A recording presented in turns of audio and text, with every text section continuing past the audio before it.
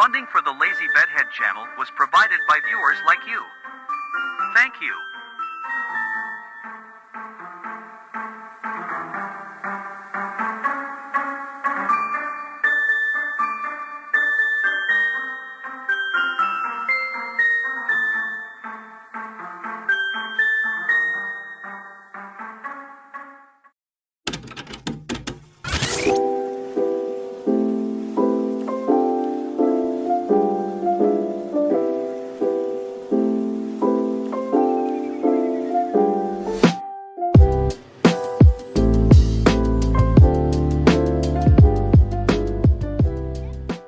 If I could give 5 words of advice, it would be this: never try to be infamous.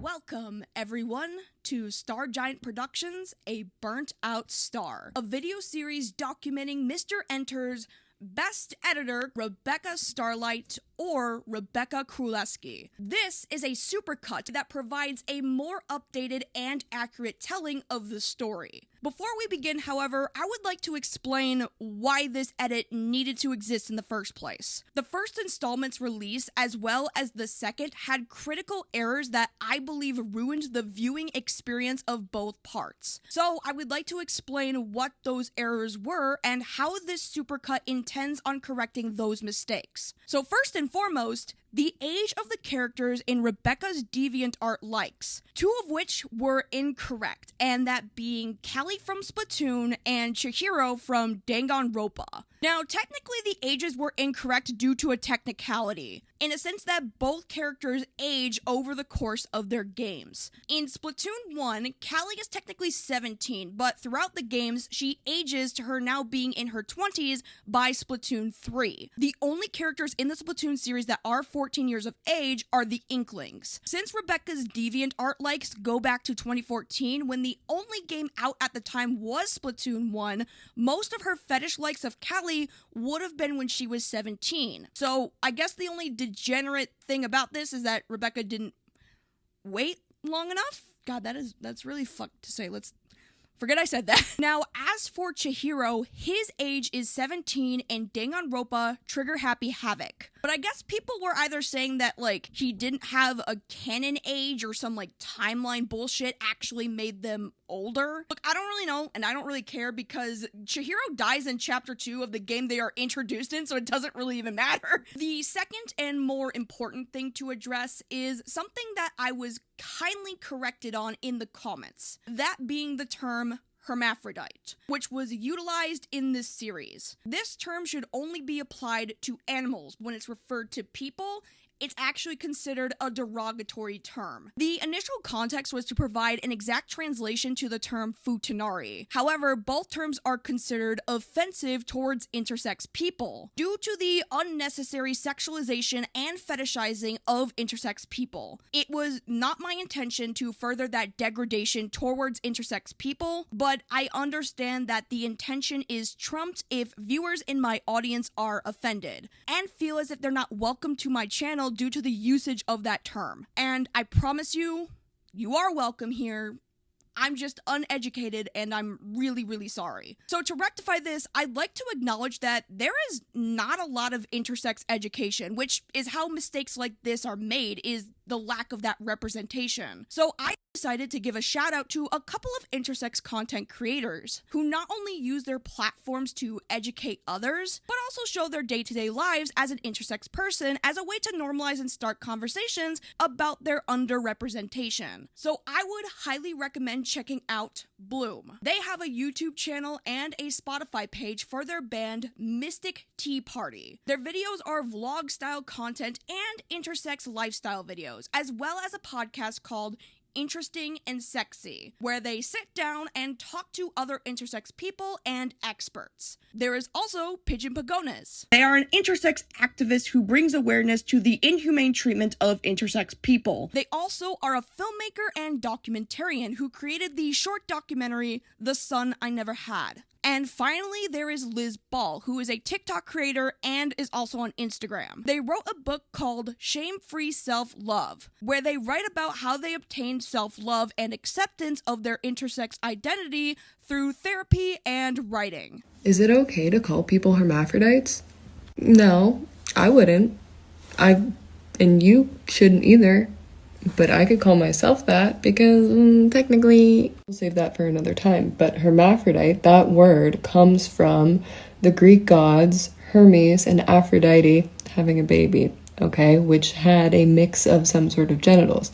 Today, we use the term intersex, to describe anything in between what is typically male or female on the sex binary, okay? So these differences can be external, internal, chromosomal, hormonal, whole different shebang, right? The final thing that I'd like to talk about is in regards to certain testimonials that needed to be cut from the final release. You may notice that there is certain testimonials that were included in the original 2-part releases that are no longer included here. And this is due to a lot of behind the scenes work and information that I've been made aware of. I didn't know the full context of this information during the series' initial production. I was only given bits and pieces over time that I couldn't verify with actual evidence. Outside of that, there are other contributing factors, such as certain victims not wanting their name known at all, to there being a lot of personal mental health issues that I don't really feel comfortable with talking about and airing out to the public. All of this puts me in an uncomfortable position that including that testimony is not something I feel confident in doing. While the best solution for this is to try to handle this issue in private instead of making it a public spectacle, I will say that there is a lot of choices that were made that made me personally uncomfortable with platforming it at all. There's a lot more to this rabbit hole that I was gonna spare further research for, a different video altogether, but I just decided that the best thing I can do is just cut the testimony out and then stop associating entirely. It doesn't make me feel confident in my journalism by keeping it in the final cut. I have done my best to handle this in a private setting that I would like to try and kind of keep it that way. After all, the responsibility of a journalist is to follow up and make corrections on stories that they cover, because otherwise the refusal to make those corrections would make me look biased and in question to my credibility. And for not doing that background check and garnering full context, I sincerely apologize. I'm not here to get dragged through more unexpected drama. Look, I'm just here to talk about this lolcow witch lady, okay? I hope you guys can understand my decision in doing this. Hopefully by the time this video is released, I can just put it all behind me and not talk about the StarGiant stuff again. Because it's a lot right now and I'm just not emotionally available to shift through all of it. Thank you for supporting the initial releases, and please do enjoy the full final cut to the StarGiant story. You know what I miss? I miss those unnecessarily angry cartoon reviewers. You know, the ones that are represented by some drawn cartoon character yelling about movies and shows primarily meant for a child audience. Yeah. I miss that shit. That shit was funny. Normal to North is a nightmare. The Emoji Movie is a ripoff of the Lego Movie, and Sausage Party is shitty-ass clusterfuck! Oh, not that guy. That guy was a pedophile. But I'm a Mommy Tomoe lover. I made some inappropriate choices in Roblox without thinking twice. See, a lot of this visceral nonsense was generated from the minds of children, or man-children, expressing their opinions about media we consume. The angry part is attributed to this era of loud equals funny on the internet. Or because they didn't understand that the nostalgia critic and the angry video game nerd are characters, and not real people that got that angry for real. However, despite angry reviewers being popularized by Doug Walker and James Rolfe, I would argue that this particular style of cartoon reviewer was more so popularized by Jonathan Rosansky, also known as the mysterious Mr. Enter. Mr. Enter has been on the internet for as long as I can remember. Hell, I remember watching him back when I was in middle school. Man, middle school was a strange time. What was I even what was I even watching back then? There was Markiplier, Slenderman Let's Play, Mr. Enter getting mad at SpongeBob, and creepypastas. Sometimes all three of those things are combined into the online horrors that traumatize children raised on the internet. Enter's point of interest when he first started his YouTube channel was reviewing episodes of My Little Pony, which expanded into other cartoons with his most popular series on his channel, Animated Atrocities. Enter has a long history of controversy and criticism, but honestly, the fact that he's still here regardless of all of that negativity is kind of impressive. I mean, look, say what you want about that turning red clip, but I thought that shit was hilarious. This film takes place less than a year after the September 11th terrorist attacks. I bring this up because it radically altered the culture of the time. Like, come on, that shit is fucking funny. They hit the Pentagon! Team Enter would have many editors join and leave over time. Mostly on good terms with Enter, all of them, except for one. This particular editor was so much of a nuisance, it warranted a response from Enter twice within the last 2 years. Several of their fellow collaborators and employees have spoken out against them, and even worse so, this person was making plans to move in with a 17-year-old. Why do they always do this? This is gonna be a weird video. This might be the first time we talk about an online figure that is, well, genuinely hilarious to me. They do like horrendous shit later, which we will get into and, address it with the professionalism and the integrity that it deserves. But as of right now, I want to laugh at stupid online editor drama for a minute. So let's talk about who is considered Mr. Enter's most notorious and hated editor, StarGiant Productions.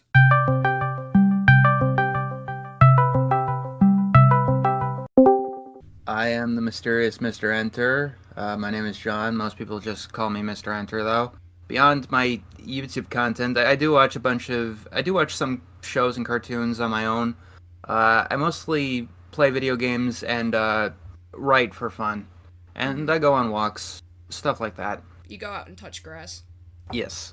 StarGiant Productions used to be in my Discord server and was one of my editors for a time. Then she kind of went crazy, putting it mildly. I don't remember having her back in like 2017, 2018. I don't remember her having any overly bad attributes or any of the kind of nonsense she would later develop into. I think she actually kind of kept to herself a lot. Here's a better joke. What does this episode love to do? I don't know. What? Suck. Okay, I'll give you that one, Ann. This is Rebecca Starlight. If I could give 5 words of advice, it would be this. Never try to be infamous. Rebecca Starlight, real name Rebecca Krulewski, is an online cartoon reviewer and editor who ran her own editing team, as well as edit early on for TheMysteriousMrEnter. But before we dive deep into the archives of StarGiant Productions, I do want to take a pause and give this brief foreword that will be important to this presentation. Rebecca Starlight, or StarGiant Productions, identifies as a trans woman, with most of her online appearances being before social or physical transition. It is important context to understand that Rebecca has explained being unable to transition for financial reasons, as well as an unsupportive relationship with her family. With added context, I will please ask to be respectful in the comments of Rebecca's identity. Anyone being outwardly transphobic will not be tolerated. Thank you. Rebecca was popular on DeviantArt before transitioning into making YouTube content. Archives from her page in 2018 show her creations of Enter-style reviews on lined paper, which is seen in Enter's older content. There was also art featuring Mr. Enter and posts from her meeting Lauren Faust, the creator of My Little Pony Friendship is Magic. Most strange, however, are uploads to her DeviantArt page that show a drastic shift in quality. Along with this drastic shift was also very bizarre artwork. What I mean by this is, as apparent as it is in their username, StarGiant is a fan of GTS fetish artwork. Now, what exactly does GTS stand for? Well, it's kind of like it's not an acronym, but it's a shortened form for giantess artwork. Look, I'm just warning you guys, right? This shit's about to get so fucking weird. Macrophilia, in literal terms, means lover of large. This is the sexual fantasy or fascination with giants, more specifically with giantesses or giant women. Macrophilia has been popularized online by sites like DeviantArt, where a lot of this fetish artwork was shared without shame or filtering from the website itself. Giantess fetishes often get paired with other fetishes based on like the obvious correlations. Such fetishes that are often included with macrophilia are podophilia, or a foot fetish, vorophilia, which is vor, and crush fetishism. The drastic change in art style with Rebecca's deviations were due to her commissioning other artists to fulfill this fetish. This isn't the only fetish that she would partake in openly, as many of these art requests would ask for exposing belly buttons and tight-fitting latex clothing. Most commissions from Rebecca were fetish art of her own channel mascot. Within her own Discord server were also several fetish channels for vor, femboys, and futanari, which is basically hermaphrodites. As open as Rebecca was with her sexual fantasies on DeviantArt, the most disturbing part isn't even her commissioned artwork, but her public likes, featuring giantess artwork of real people, such as Jaden animations. There's also numerous pieces of artwork that depict minor cartoon characters fulfilling these specific fetishes, all without any attempt to age up the character. Rebecca has favorited fetish art of Rosa from Pokemon, age 12, May from Pokemon, age 10, Star Butterfly from Star Versus, age 15, Luz and Amity from Owl House, age 15, and Boonchoy from Amphibia, age 15, Susan and Mary Test from Johnny Test, age 13, Callie from Splatoon, age 14, Mari from Amari, age 16, Candace from Phineas and Ferb, age 15, Madoka from Madoka Magica, age 14, Homura from Madoka Magica, age 14, Akko from Little Witch Academia, age 16, Uraka from My Hero Academia, age 15, Ash from Pokemon, age 10, Chihiro from Danganronpa, age 17, Chihiro from Spirited Away, age 10. That's a child! Why did you draw him like this? Why are they making bedroom eyes? Now, fetishes aren't necessarily bad things. We're not here to kink shame. But given this was a DeviantArt creator, StarGiant was bound to be into some weird shit. And you know, I've mastered the art of minding my own business. If anything, I tried to be at least a little open-minded because it's not like being into giants really hurts anyone, you know, because Ginormica, so I sort of understand.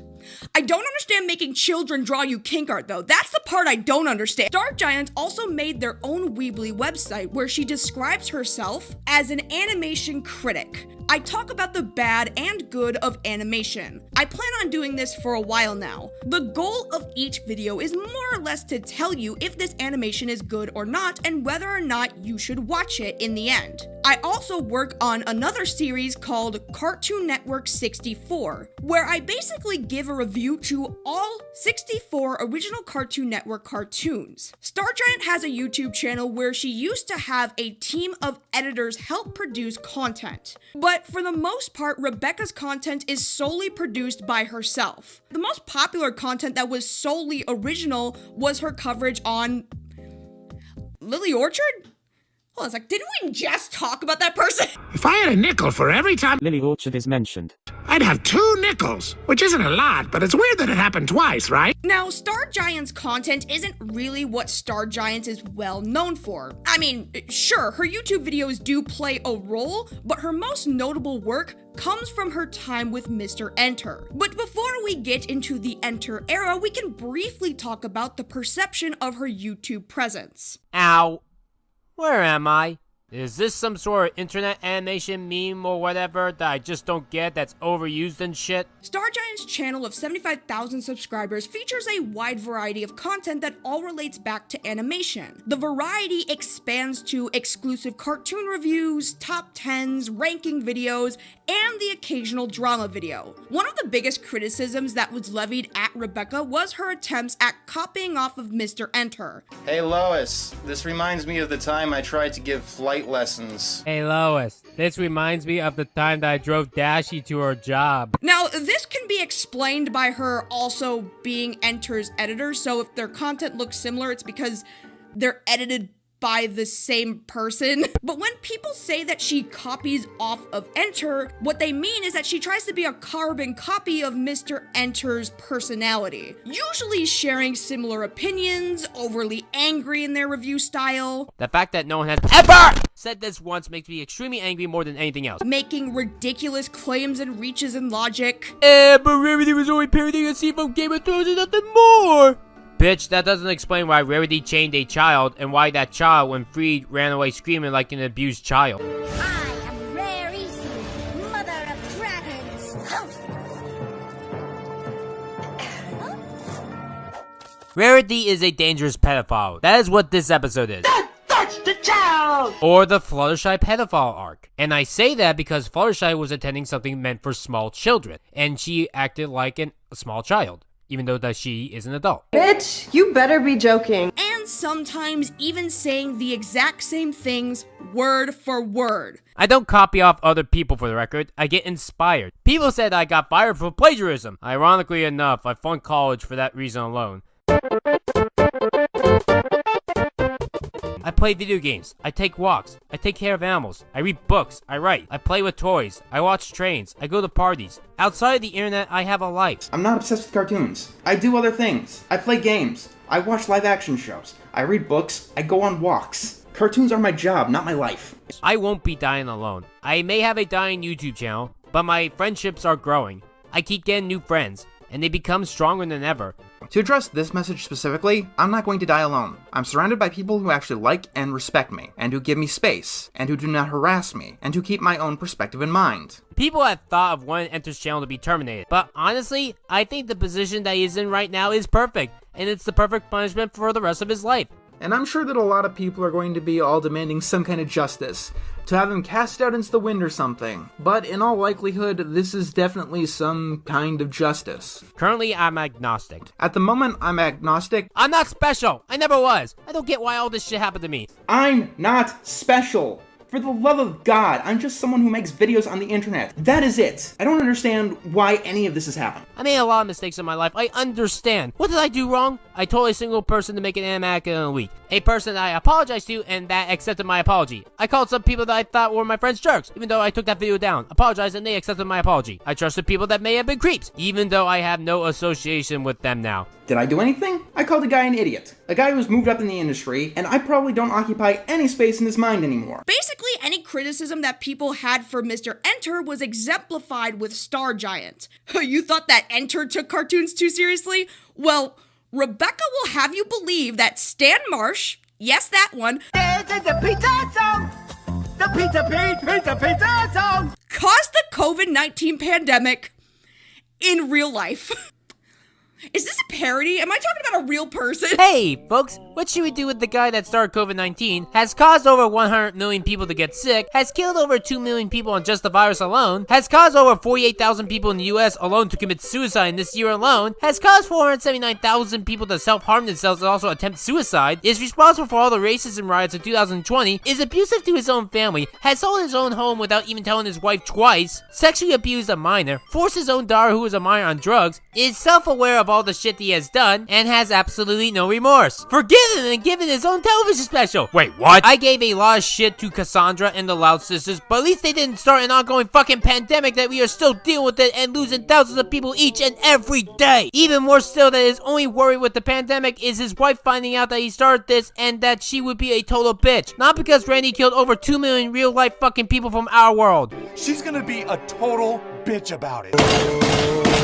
On StarGiant's channel, she has intertwined lore in her videos, featuring multiple characters voice acted by other creators that most likely never got paid. But the one series on her channel that began to sour her relations in the community was her playlist on Cartoon Network 64, a series of videos so similar to Enter's Nickorama that Enter could pull an H-Bomber guy and claim plagiarism. Seriously, everything from the thumbnails, which were actually both commissioned by the the same thumbnail artist, to the jokes, criticisms, and mannerisms, all of which come across as a Mr. Enter from within the Enter multiverse. Now, copying off of a video style or a content creator that inspires you isn't necessarily a bad thing, especially if you're first starting off and trying to find your footing in the online space. Enter was a massive inspiration for StarGiant. She even said that editing for Enter was a dream job. However, this is something that you'll usually pull away from when you establish like your own identity. And you know, to be fair to StarGiant, although an inspiration to Enter is still in there, I think with her like little skits and like other characters, she did have potential to sprout out as her own content creator and establish a personality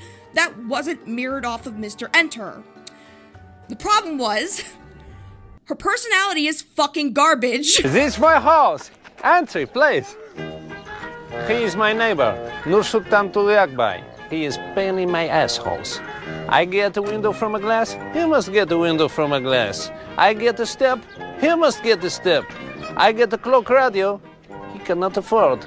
Great success. Now, when Mr. Enter was establishing a team for his animation project Growing Around, he created a dedicated server that would eventually just evolve into being a server for Enter's video editors. And Rebecca was part of this circle. During her time on the server, she would cause issues that would later be addressed by Mr. Enter himself. In a video titled Regarding StarGiant Productions, Enter would explain the issues in regards to working with Rebecca, revealing that of all of the editors on Team Enter, she was the only person that he had to fire. This was due to smaller infringements such as interrupting flows of conversations in the group chat, responding to topics that were brought up days ago. Rebecca will interrupt the conversation to start replying to what happened hours ago. This was a constant problem that we talked to her about repeatedly. This is one of those examples where I try to be patient with her because it's clear that she does not get social cues. However, at some point, this goes way too far. Discord's reply function only made the problem worse, as it enabled her exact behavior. Now imagine this happening during something more serious, like we're trying to plan out a video, or we're trying to get to the bottom of my monetization being randomly disabled. It sure is good to have someone to break up these super important conversations to talk about random shit that no one is interested in. Actually, no, it was detrimental.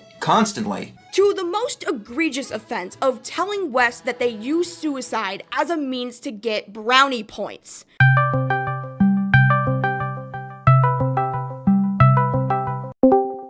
My name is Wesley. My pronouns are he, him, and I am an ex-employee of Rebecca Starlight. I drew thumbnails for her, and I did one bit of live action footage for one of her videos. I believe it was an Animal Crossing one. I was talking with some friends in the VC in the Growing Around public server back when that was still up. And at one point, the subject, we were talking about Rebecca. I guess I was shit-talking her a little bit. You know, some people who were in the server took screenshots of me shit-talking her and posted them to Kiwi Farms. And Rebecca took those screenshots from Kiwi Farms and showed them to me in private and was like, hey, what the hell? Why are you shit-talking me? And I was like, yeah, I'm sorry. I was shit-talking you. I'm really annoyed with you. And she randomly brought up, like, out of nowhere, she immediately progressed to, I think you're too suicidal, Hope, to the point where you do it for manipulation or social brownie points. And I don't know where that came from. I don't know why she would say that, but that's what did it for me. That's what made me block her. And she didn't notice that I blocked her until like way after that. Rebecca told me that I tend to be too suicidal and accused me of doing it for brownie points or manipulation. She even had the audacity to suggest that she thinks I'm a good person in the same breath as if she said nothing wrong. The fact that this woman can suggest that I want to kill myself for fucking brownie points is just cruel. She really does feel like a footnote in my lore. I remember one time we were making the second Rebecca video. I believe Maddie showed a screenshot of when he talked to Rebecca about me being trans and going by West now. She literally said, like, I don't believe Hope is trans. I believe it's like, yo, when your high school bully bullies you for a long time and then suddenly comes out as gay. Like, I don't believe that. I think she's doing it for attention. And I'm just here. And I read that, and immediately after I went, damn. What if I am doing it for attention? And I spent like a full week trying to convince myself I wasn't, and that I'm genuinely miserable being a girl. So like, she has a weird like grip on my brain, and like, I don't understand how or why she makes me question myself the way she does, but like she really does. She makes me question everything I do, everything I am. Let's talk about what exactly led to StarGiant getting fired. For starters, StarGiant's editing is not that good. I was John's best editor. The only other editor that was as good as me was Crimson Mayhem. Rebecca was my worst editor. There are multiple occasions where Rebecca would have self-inserted her own character and voice in Mr. Enter's videos. Robert, huh? Isn't that also— If you make that comment, I swear that I will put a voodoo curse on you and your dog. These self-inserted quips were not approved by Enter to be in the content. And I'm also, might as well as mention, I never asked for any of her self-inserts. Anything she inserted of herself, of her voice, and so on, was done completely without permission. The Certifiable Super Sitter title card was commissioned of her own accord because she really wanted her face to be seen in one of my videos. Like, that would be if I hired someone to edit my content and they put a video of their grandma or something. sauce on the vegetables! Other glaring issues were with her inability to time out scenes with Enter's avatar and the clips from the episode in review. She would also rely on poorly cut out JPEGs instead of using transparent PNGs. Rebecca implemented bootleg copies of episodes with blatant ads left in the clips, and took footage from other content creators' videos without permission. Most egregiously, I never told her to take footage from other YouTubers, especially without crediting them, like she did with Hot Diggity Demon in the Bart vs. the Itchy and Scratchy video. Now, these obvious editing errors and blatant stealing would normally get someone fired, but StarGiant would work on more than 20 videos over the course of 3 years. But what kept her on the team despite these problems was her editing speed. You can tell that she edits videos and can pump out content incredibly quickly due to the amount of shortcuts and lazy editing choices. For example, playing most of the clips of episodes in their entirety without any means of transformative editing outside of Enter's voiceover. Because of these shortcuts, a lot of Enter's content was able to be pumped out without worry of posting videos in a timely manner, which tanked the video's quality. But even so, this speed would also be lost over time as Rebecca would stall a project for Enter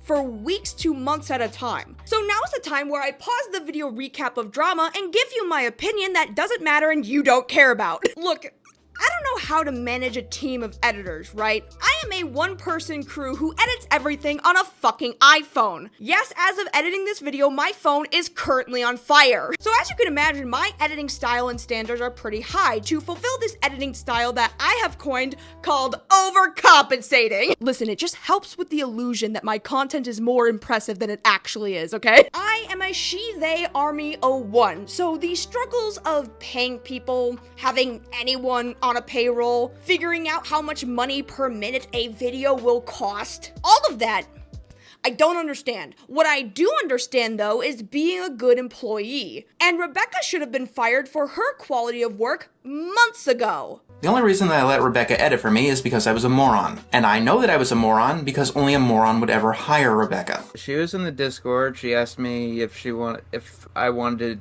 to hire her as an editor.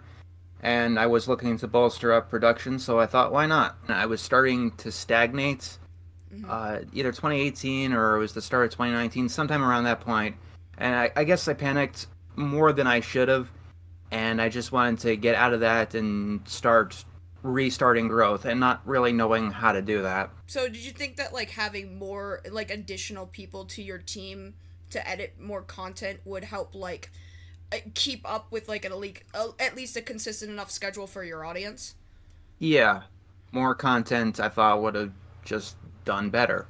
Yeah, that was the one attribute that she did have as an editor, but of course that required her cutting way too many corners in hindsight. Like, aside from just being like a shitty coworker, Rebecca was just not good at her job. Her job was to edit videos. That's what she was hired to do, and she couldn't even really do that. Her editing is garbage. And unfortunately, it is now the style that is reflective on the MrEnter brand. That, at the very least, is something that John has to take responsibility for. Allowing that level of quality control to fluctuate so much, it turned viewers away. But I also don't think that Enter should, like, put himself down too much, because Rebecca should have, evolved her style, learned from other editors, and not self-insert her OC into content.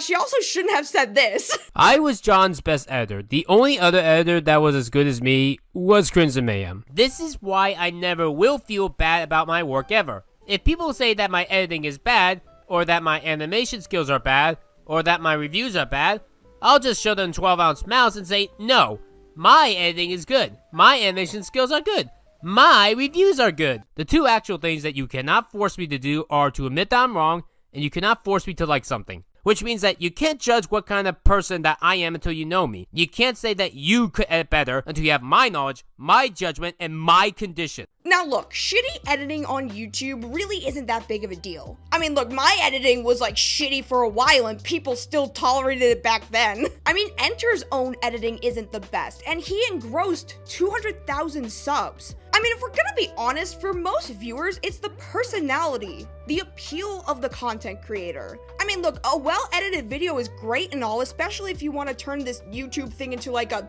brand for you to make money off of, but you're also running your own one-man show, so it's kind of your job to be entertaining. Like all YouTube is in like a roundabout way, it's a platform similar in concept to public access TV. Anyone can make their own YouTube channel and post their own content, the same way that anyone can have a public access show and be on television. Because the internet is this open landscape for anyone to be a content creator, there's gonna be vast amounts of quality all across the online space. And like I said, viewers can like a creator because their editing is good, but if it's not that, then if anything, it's just the personality. And, well, once again, I must reiterate, Rebecca's personality sucks. Yeah, I wasn't paid. She did offer to pay me for one thing. It was like an April Fool's thumbnail commission in the Kids Next Door style. And I did do it for her, and she did use it. She offered to pay me in DeviantArt points because I didn't have a PayPal at the time, because I think I was still a minor at the time. And she never paid me. I just wanted to do something nice for a friend. I had something I was good at, and I had a friend who, like, wanted to use the thing that I was good at to help themselves get more views, I guess. I saw that as a good thing. I thought I was being helpful. I guess that's a goal. I just wanted to be helpful. Wes and Rebecca were once friendly with each other, and Wes edited videos for Rebecca's channel for free. One poor experience that Wes would recount in this video was an animatic of one of MrEnter's favorite scripts for his project Growing Around. For those who don't know, an animatic is like a rough animation preview using storyboard sketches. Rebecca wanted the animatic to be done in time for Enter's birthday, which at the time was in 5 days. On July 13th, 2020, I was tasked by Rebecca to work on a project for MrEnter's birthday. It was an animatic for a Growing Around episode that Enter had considered his favorite. The project was assigned to me on July 13th, 2020. MrEnter's birthday is on July 21st. I had 8 days to work on a project that takes months for a professional artist to finish. Actually, no. I had 5 days, because for some ungodly reason that I cannot comprehend, Rebecca wanted it done by the 18th. To understand just how dire this was for Wes, Rebecca requested an animatic, which is a project that, on crunch time, would take a professional animator weeks to up to a month to complete. And Rebecca asked a hobbyist to have it done in 5 days. That's not the only requested work Rebecca hired Wes for. At one point, Rebecca would request fetish artwork from Wes. At the time, Wes was 17. I guess part of my brain convinced myself that it was normal and it was okay, because, I don't know, I guess I thought I was really mature for my age, because, again, I basically grew up on DeviantArt. I joined when I was 9, I saw a lot of fucked up shit, and even beyond all that, I live in a very sexually open family.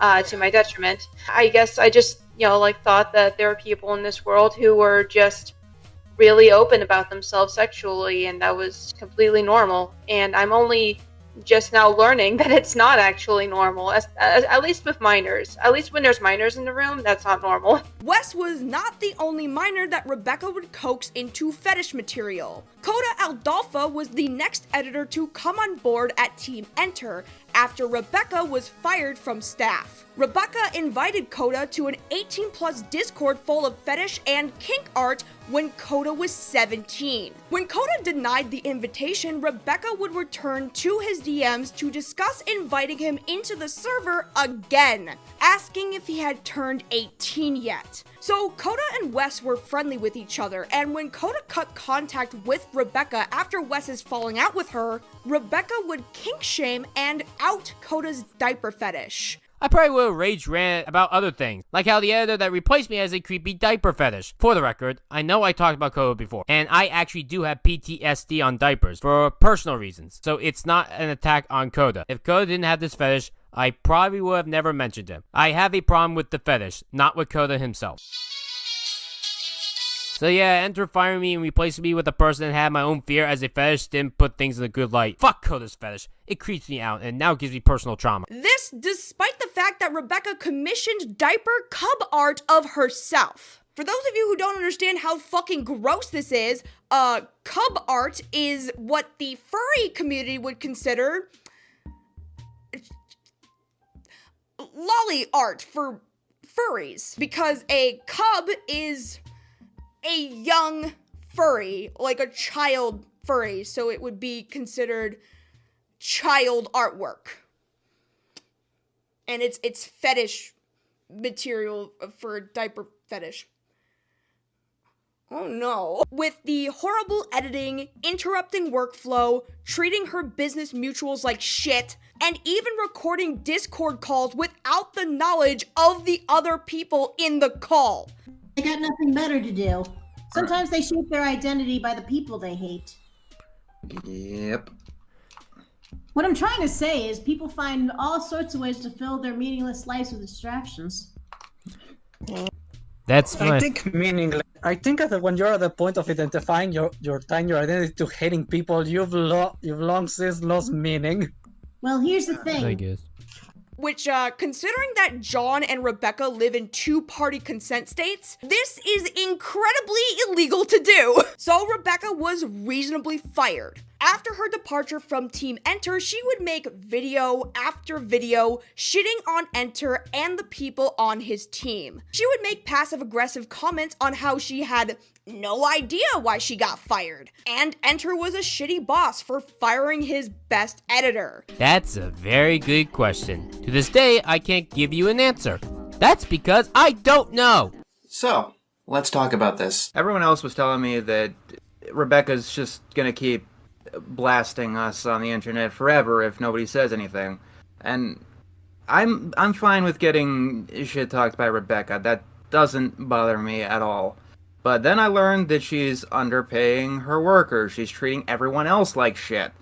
So I decided somebody has to do something. I'm guessing she didn't change after. Well, I'm not guessing. I know she didn't change afterwards either. But it was a try. That's why this video regarding StarGiant Productions exists at all. So Rebecca's response to Enter would come in the form of 3 separate video responses. The relevant response for this section is this one, a response to Mr. Enter, in which she acknowledges what she said to Wes was out of line and does seem to understand, at least to an extent, why she was fired. I say a lot of things in my past that I am not proud of that I regret saying. The thing that's been eating me up the most is what I said though. I was wrong to say that. I helped out in the past, but one night I guess I got angry at her and I said that statement behind her back. I instantly realized that it was wrong for me to say that, and I told that I was sorry for what I did. And the other thing that's been eating me is how I treat my employees. As for the abuse part, in my own past, I have had people that made me lose friendships that were actual toxic people. These were in my middle school and high school years. And that made me have the logic of anyone cutting ties with me was an abuser. I mean, you know, she's still like bitter about it, but it's better than her, I shit you not, 3-hour response video, which completely disregards this entire video. That whole video, is gonna need its own section because holy shit! For now, I'd like to expand upon one final point of contention that is brought up against Rebecca under Graceland's testimony.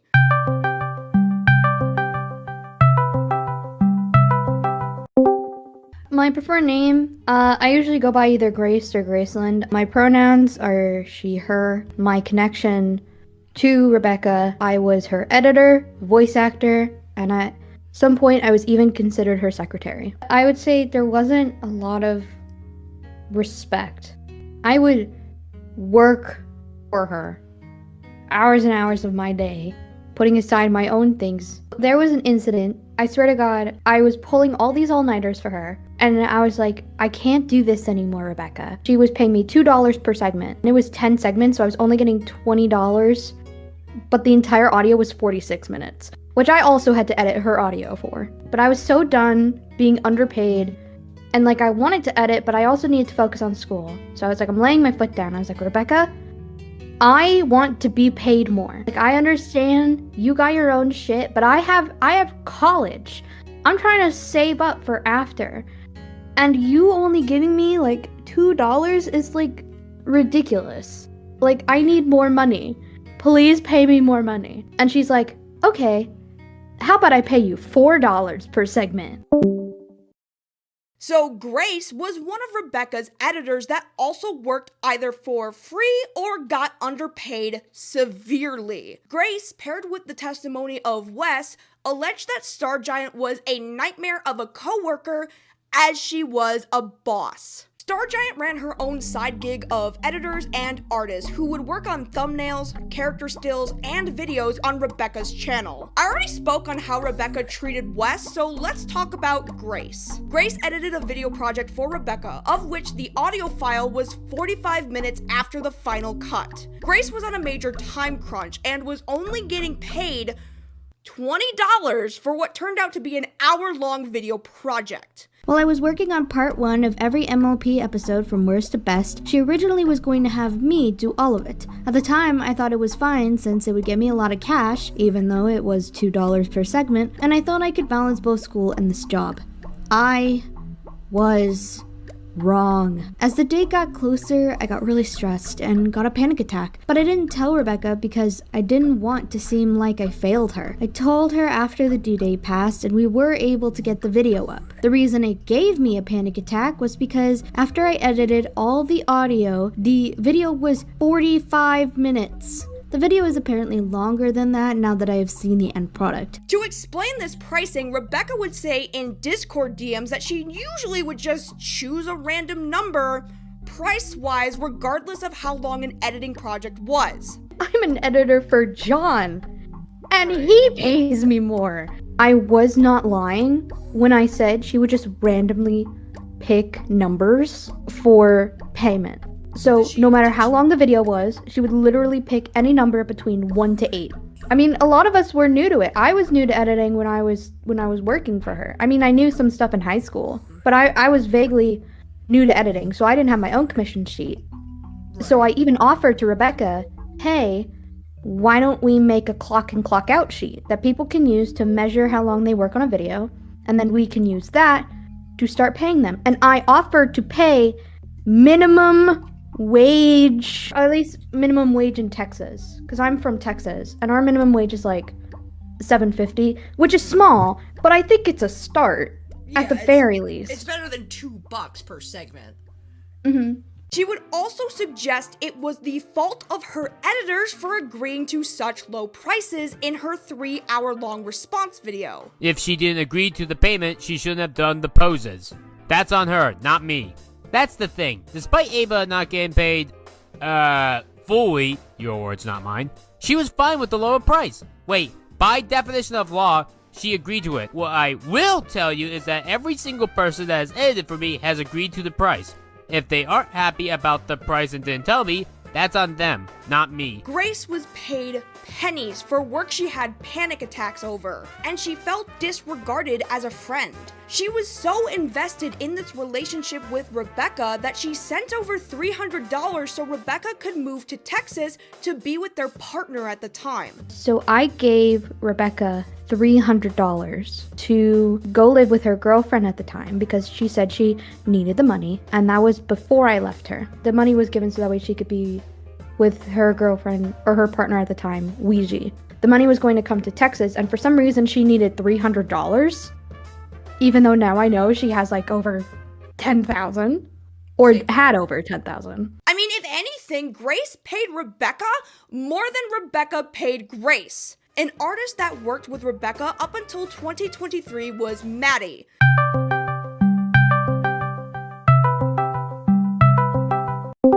Okay, so my name is Maddie Abraham.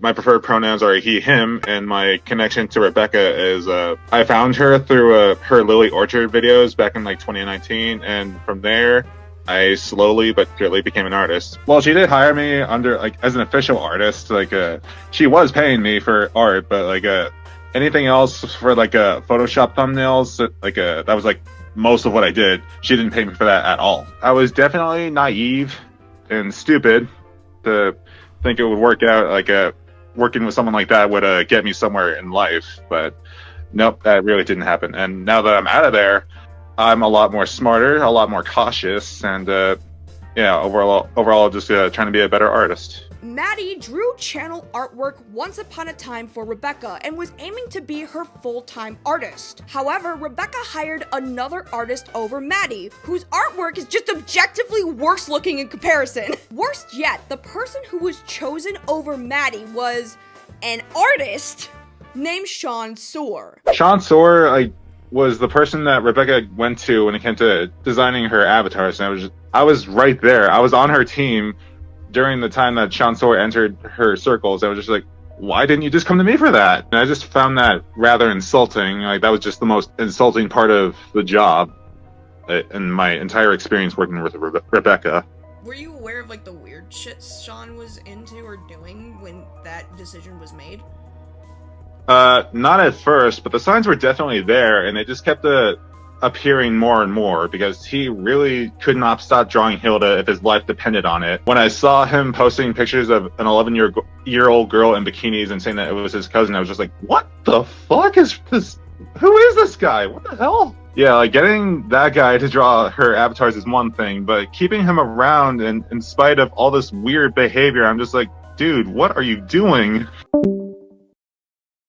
Sohr has had a history with being a sick degenerate, drawing underage cartoon characters in sexually suggestive poses, wrote pedophilic fanfiction about an art teacher having a crush on his 6th grade student, and based one of his characters, Ella, after his own cousin, the same cousin that he'd post actual bikini pictures of on his public Twitter account.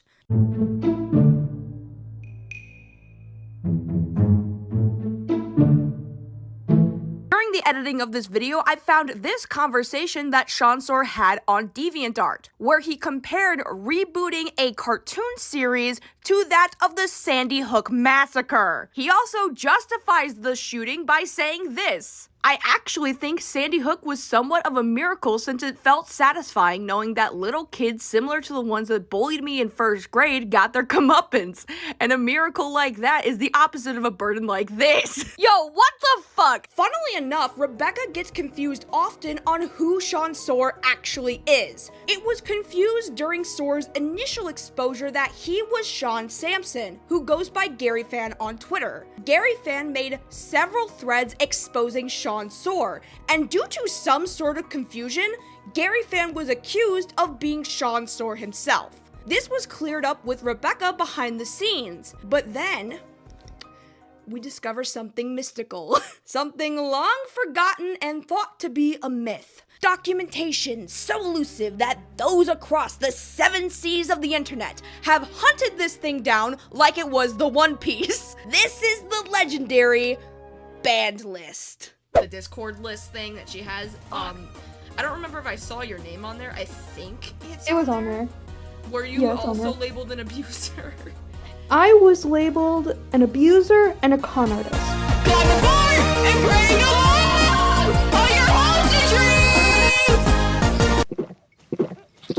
Yo ho and a bottle of fuck ass. I can get drunk on the job. I'm the boss. This is what I do. You can't tell me what to do. Whatever, I'll do what I want. Whatever, I'll do what I want. Yes, believe it or not, Rebecca has written a Google document on who is permanently banned from her server. I wish this was a joke. Within this document, Sohr is brought up twice. Once as himself, and the other time as Gary Fan. Once again, asserting through this document that she believed that Sohr and Gary Fan were the same person, even though she knew he wasn't. But outside of Gary Fan, let's see who else is on here. All right, let's see. So, first thing. Was Bill Cosby? Oh my god. I'm sorry, I need to take a breather. I was not expecting Bill Cosby. I was not expecting that at all. So we also have Ashton Kutcher, Butch Hartman, and Harvey Weinstein. I'm done. This is it. This is peak YouTube drama content for me. Harvey Weinstein is banned from StarGiant Productions Discord. The drama is piping hot. Also, if Kiwi Farms is concerned, the entirety of Kiwi Farms, it just says Kiwi Farms on here. Yeah, y'all are banned too. Like, this is the queso ban list, right? Banned! Get him out of my chat! Oh, yep, you're banned! Dude, what the fuck do I have to do to get on this list? I need this to happen. Ah, yes, because I'm sure that Harvey fucking Weinstein... I'm sorry. What the fuck? I'm sure Harvey Weinstein will have access to Discord in prison. Oh, thank God. Thank you, Rebecca, for making sure that Harvey Weinstein is not allowed to be in your Discord server. What a saint. So as you can see from this ridiculous document, Rebecca has banned numerous people, from past editors to ex-partners to famous people. The reason why Graceland, Gary Fan, Maddie, and Wes all appear on this list is because they apparently are either abusers or con artists. What? Yeah, so that's kind of the thing with Rebecca, is that she will frivolously use the word abuser for anyone she has a falling out with, whether those people actually true match that definition or not.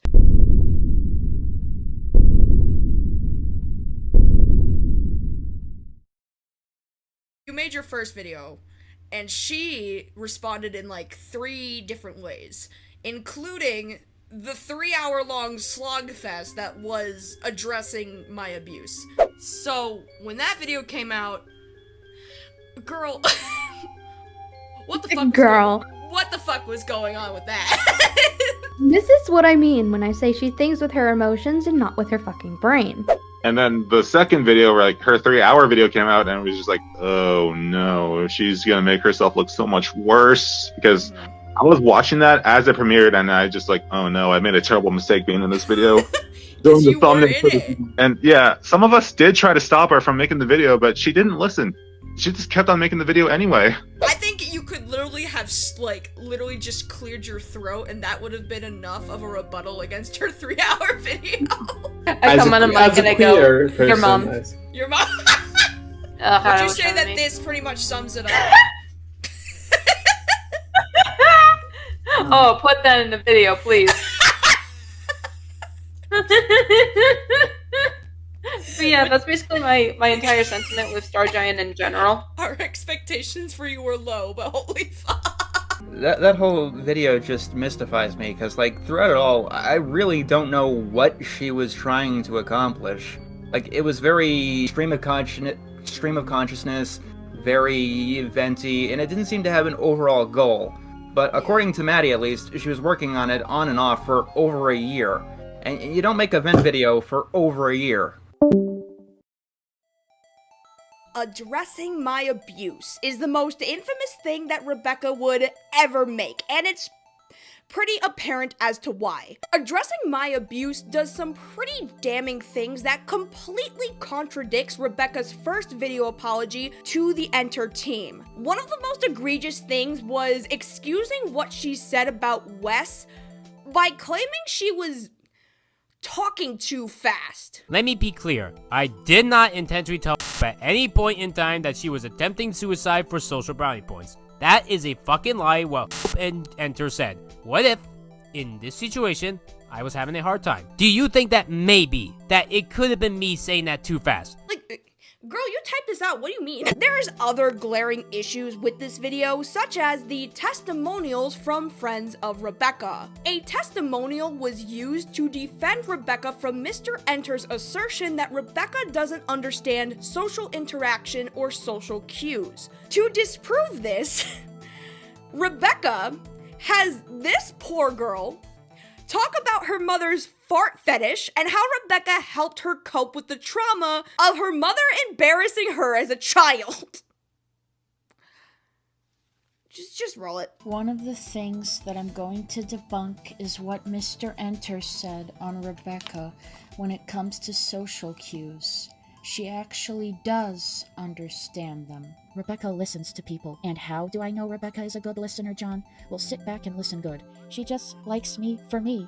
And she especially really knows how to take the time to listen to me when things get really bad, and is always there to cheer me up. Like when things got really bad with my mom, and whenever she got all violent and started yelling or farting around the house, or whenever I get a really bad memory of her, Rebecca always listens to me. My mom unfortunately has a really disgusting fart fetish. I find it very hard to talk about. She always tries to embarrass me. In a previous cartoon review about The Simpsons, Mr. Enter made a controversial point that he would rather be raped than accused of rape. To combat this point, Rebecca relied on the testimony of a child sexual abuse survivor's story, all in an attempt to make Mr. Enter look worse and to make Rebecca look better.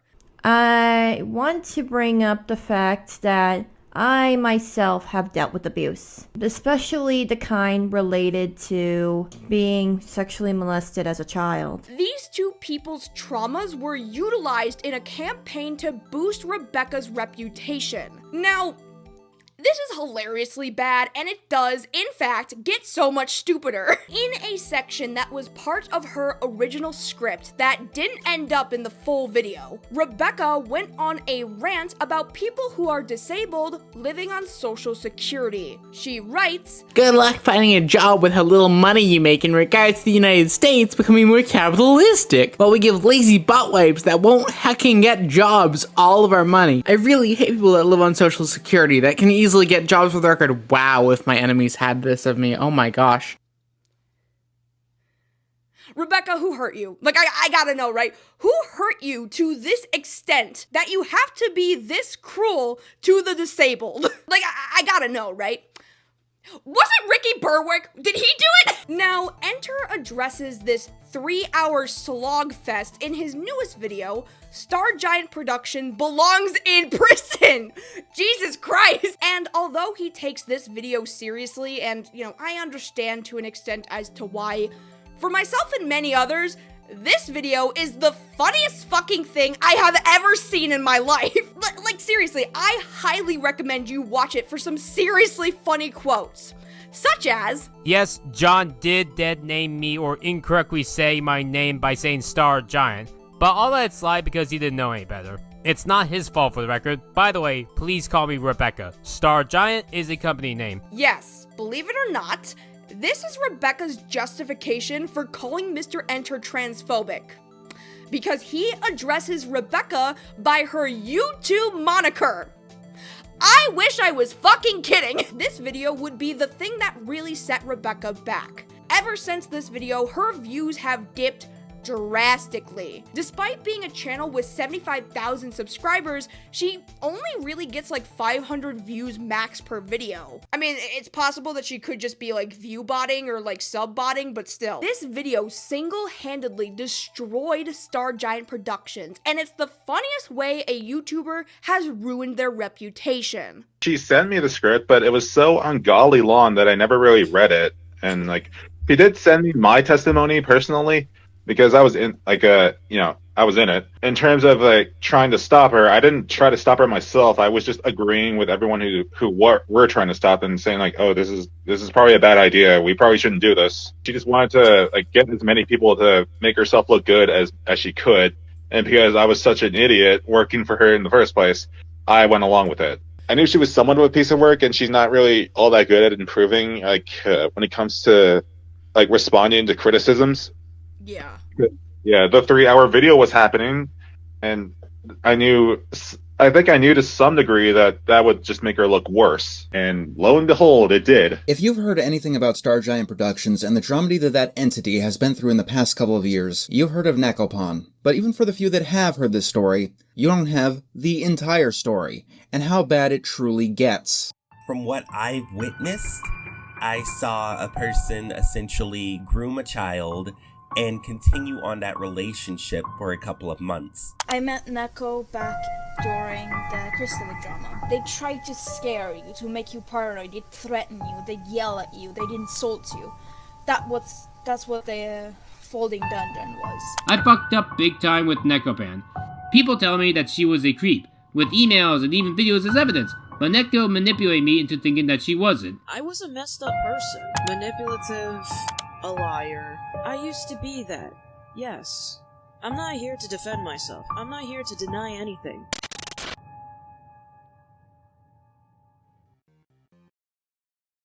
Nekopon, or Ariana Timble, is a 30-year-old artist who moderated Rebecca's Discord server and drew some thumbnails for her YouTube channel. Back in 2020, Rebecca had a Discord server. Due to her coverage of cartoons such as My Little Pony, there were a considerable number of minors in the server. Before joining Rebecca's server and becoming a moderator, Nekopon was a smaller commentary YouTuber whose big break came from their coverage on the Crystally story. For those of you who don't know, Crystally was an animation meme YouTuber. Real name, David Alejandro Pascual Arguenta. Crystally was a controversial figure online. Accusations of tracing, threatening physical violence towards other content creators, filing false copyright strikes, and his questionable behavior towards minors. The one that fell victim to it is a young 14-year-old creator on the platform by the name of Peachy Cub. She has just over 7,000 subscribers. The video that she created outing Crystally was both disturbing and very graphic, so I'm not going to show the extent of it. TheMysteriousMrEnter would cut V-shapes in our arms and attack Hemi Matsuno and Lima under Crystally's request. I do regret doing all that, and all the— So he was having these girls carve things into their arms and attack other creators that were speaking out against him. On November the 15th, my Crystally merch arrived, and I decided to cosplay his OCs Zafiro and Crystally. November the 20th was when he first messaged me. Someone sent him a message saying I was a boy, mainly because I have short hair. He messaged me asking for proof I was a female. So of course, excited that he noticed me, messaged him back. This all accumulated to an arrest being made on April 11th, 2019. David was arrested for charges of downloading and distribution of child sexual abuse material. It would be a year later in August 2020 where David was found guilty and sentenced to 3 years and 5 months in prison. Nekopan worked closely with those investigating and archiving Crystally's online activity in the Crystally SVU investigation server. After the arrest of Crystally, the server evolved into a regular hangout spot where a lot of drama went down. Nekopan would introduce this form of community punishment called the folding dungeon, or getting folded. As described by past users in the server, participants would verbally assault other users in a surprise Discord call. The folding dungeon. It started off as a joke, I guess, but it actually became a serious actual thing. They would do this thing called the folding dungeon when you mess up. She did that to me once, and it was basically trying to play into your fears of sorts. Like, they tried to scare you, to make you paranoid, they'd threaten you, they'd yell at you, they'd insult you. That's what the folding dungeon was. The most trusted users who were closest to Necopon would conduct these folding sessions, due to the most minor of offenses done at the dismay of Necopon. A lot of the users forced to participate in these sessions were under the age of 18. In fact, a lot of the people within the Crystalline investigation team were minors aside from Necopon. But what's the big deal? Necopon is a grown adult stepping in for these minors to handle a very serious situation that these minors need guidance in to be able to do everything in accordance to the law. So long as Necopon protects these kids during this investigation, then she's doing a good thing. Or so we thought. The Crystalline coverage was Necopon's way of covering her malicious intentions, under the guise of being a predator hunter. This would result in a lot of people getting hurt, with Necopan herself becoming the very thing she hunted. On April 8th, 2019, a call would be recorded of Necopon reading a fanfiction between herself and another user. Where was I? Oh yes, I started to whimper. I wanted to scream out, but I couldn't. I then start to feel something hot and wet against my neck, as I feel his tongue glide down the side of my neck slowly. I then start to feel that he was starting to lower himself down from my neck to my collarbone. Before I could say anything, my mouth slowly opened. He then covered my mouth with his hand. He then raised himself up. Our eyes meeting. He then muttered under his breath, with a deep tone. Say a word, and you'll be in much more trouble later on. I then slowly nodded my head. I felt so dizzy. I felt the room spin around me, as I start to feel his hands wander more and more all over.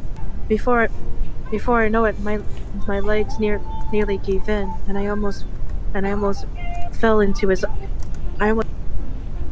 arms. He then caught me, and he was able to catch me.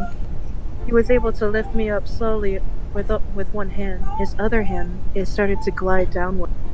I then start to feel his hot touch. Due to the sensitivity of this quote-unquote relationship, the user wishes to remain anonymous to maintain their comfortable obscurity. For now, we shall call this user Steve. During this call, the anonymous user, Steve, was 16 turning 17, and Ariana was 24 turning 25 on the 29th of April. Prior to this fanfiction reading, Ariana would send another user a depiction of Steve in a sexually suggestive drawing. This was on April 1st, 2019, 7 days before the fanfiction was drafted and read. Through these actions, we can conclude that Necopon had some sexual interest in Steve, despite the fact that they were in their mid-20s and Steve was a minor. On November 10th, 2020, Necopon would sit down for a full confession call, where she admits that her and Steve have been in an online relationship, and had only split up after she realized that she hadn't gotten over a previous relationship. Like, I didn't feel okay with a lot of stuff. When it came to the relationship, I realized, and I thought long and hard, I did not give myself time to get over a previous breakup I had of a 3-year relationship. And I ended up jumping into something that I ended up realizing this was a really bad idea. A really fucking bad idea. What do you mean? Like, he was turning 18 in like a month or so at the time. Oh no. 18? Well, here's the thing. There was no sexual anything. So this part of the call is sort of confusing because I can't personally decipher whether Necopon meant that she dated Steve close to him turning 18, or if she broke up with Steve close to him turning 18. When did you break up with him? July. Of what year? This year? Yeah, this year. But how old was he exactly when you guys were together? Or when you guys had the relationship? He was going to be 17 in a month, basically. Like, his birthday was coming up, basically. Oh. He wasn't even 17 yet? Are you hearing me? Yeah, his birthday is in July. and you both broke up in July. But considering that Neko also says that she figured out Steve's age after the Crystally drama, that would only mean that Nekopon would have figured out his age after Crystally was arrested and his accounts were terminated. So by April 11th, 2019, Nekopan would have known Steve's age, meaning from the 1st of April to the 8th of April, she would sexualize this person not knowing what their age was or not bothering to ask.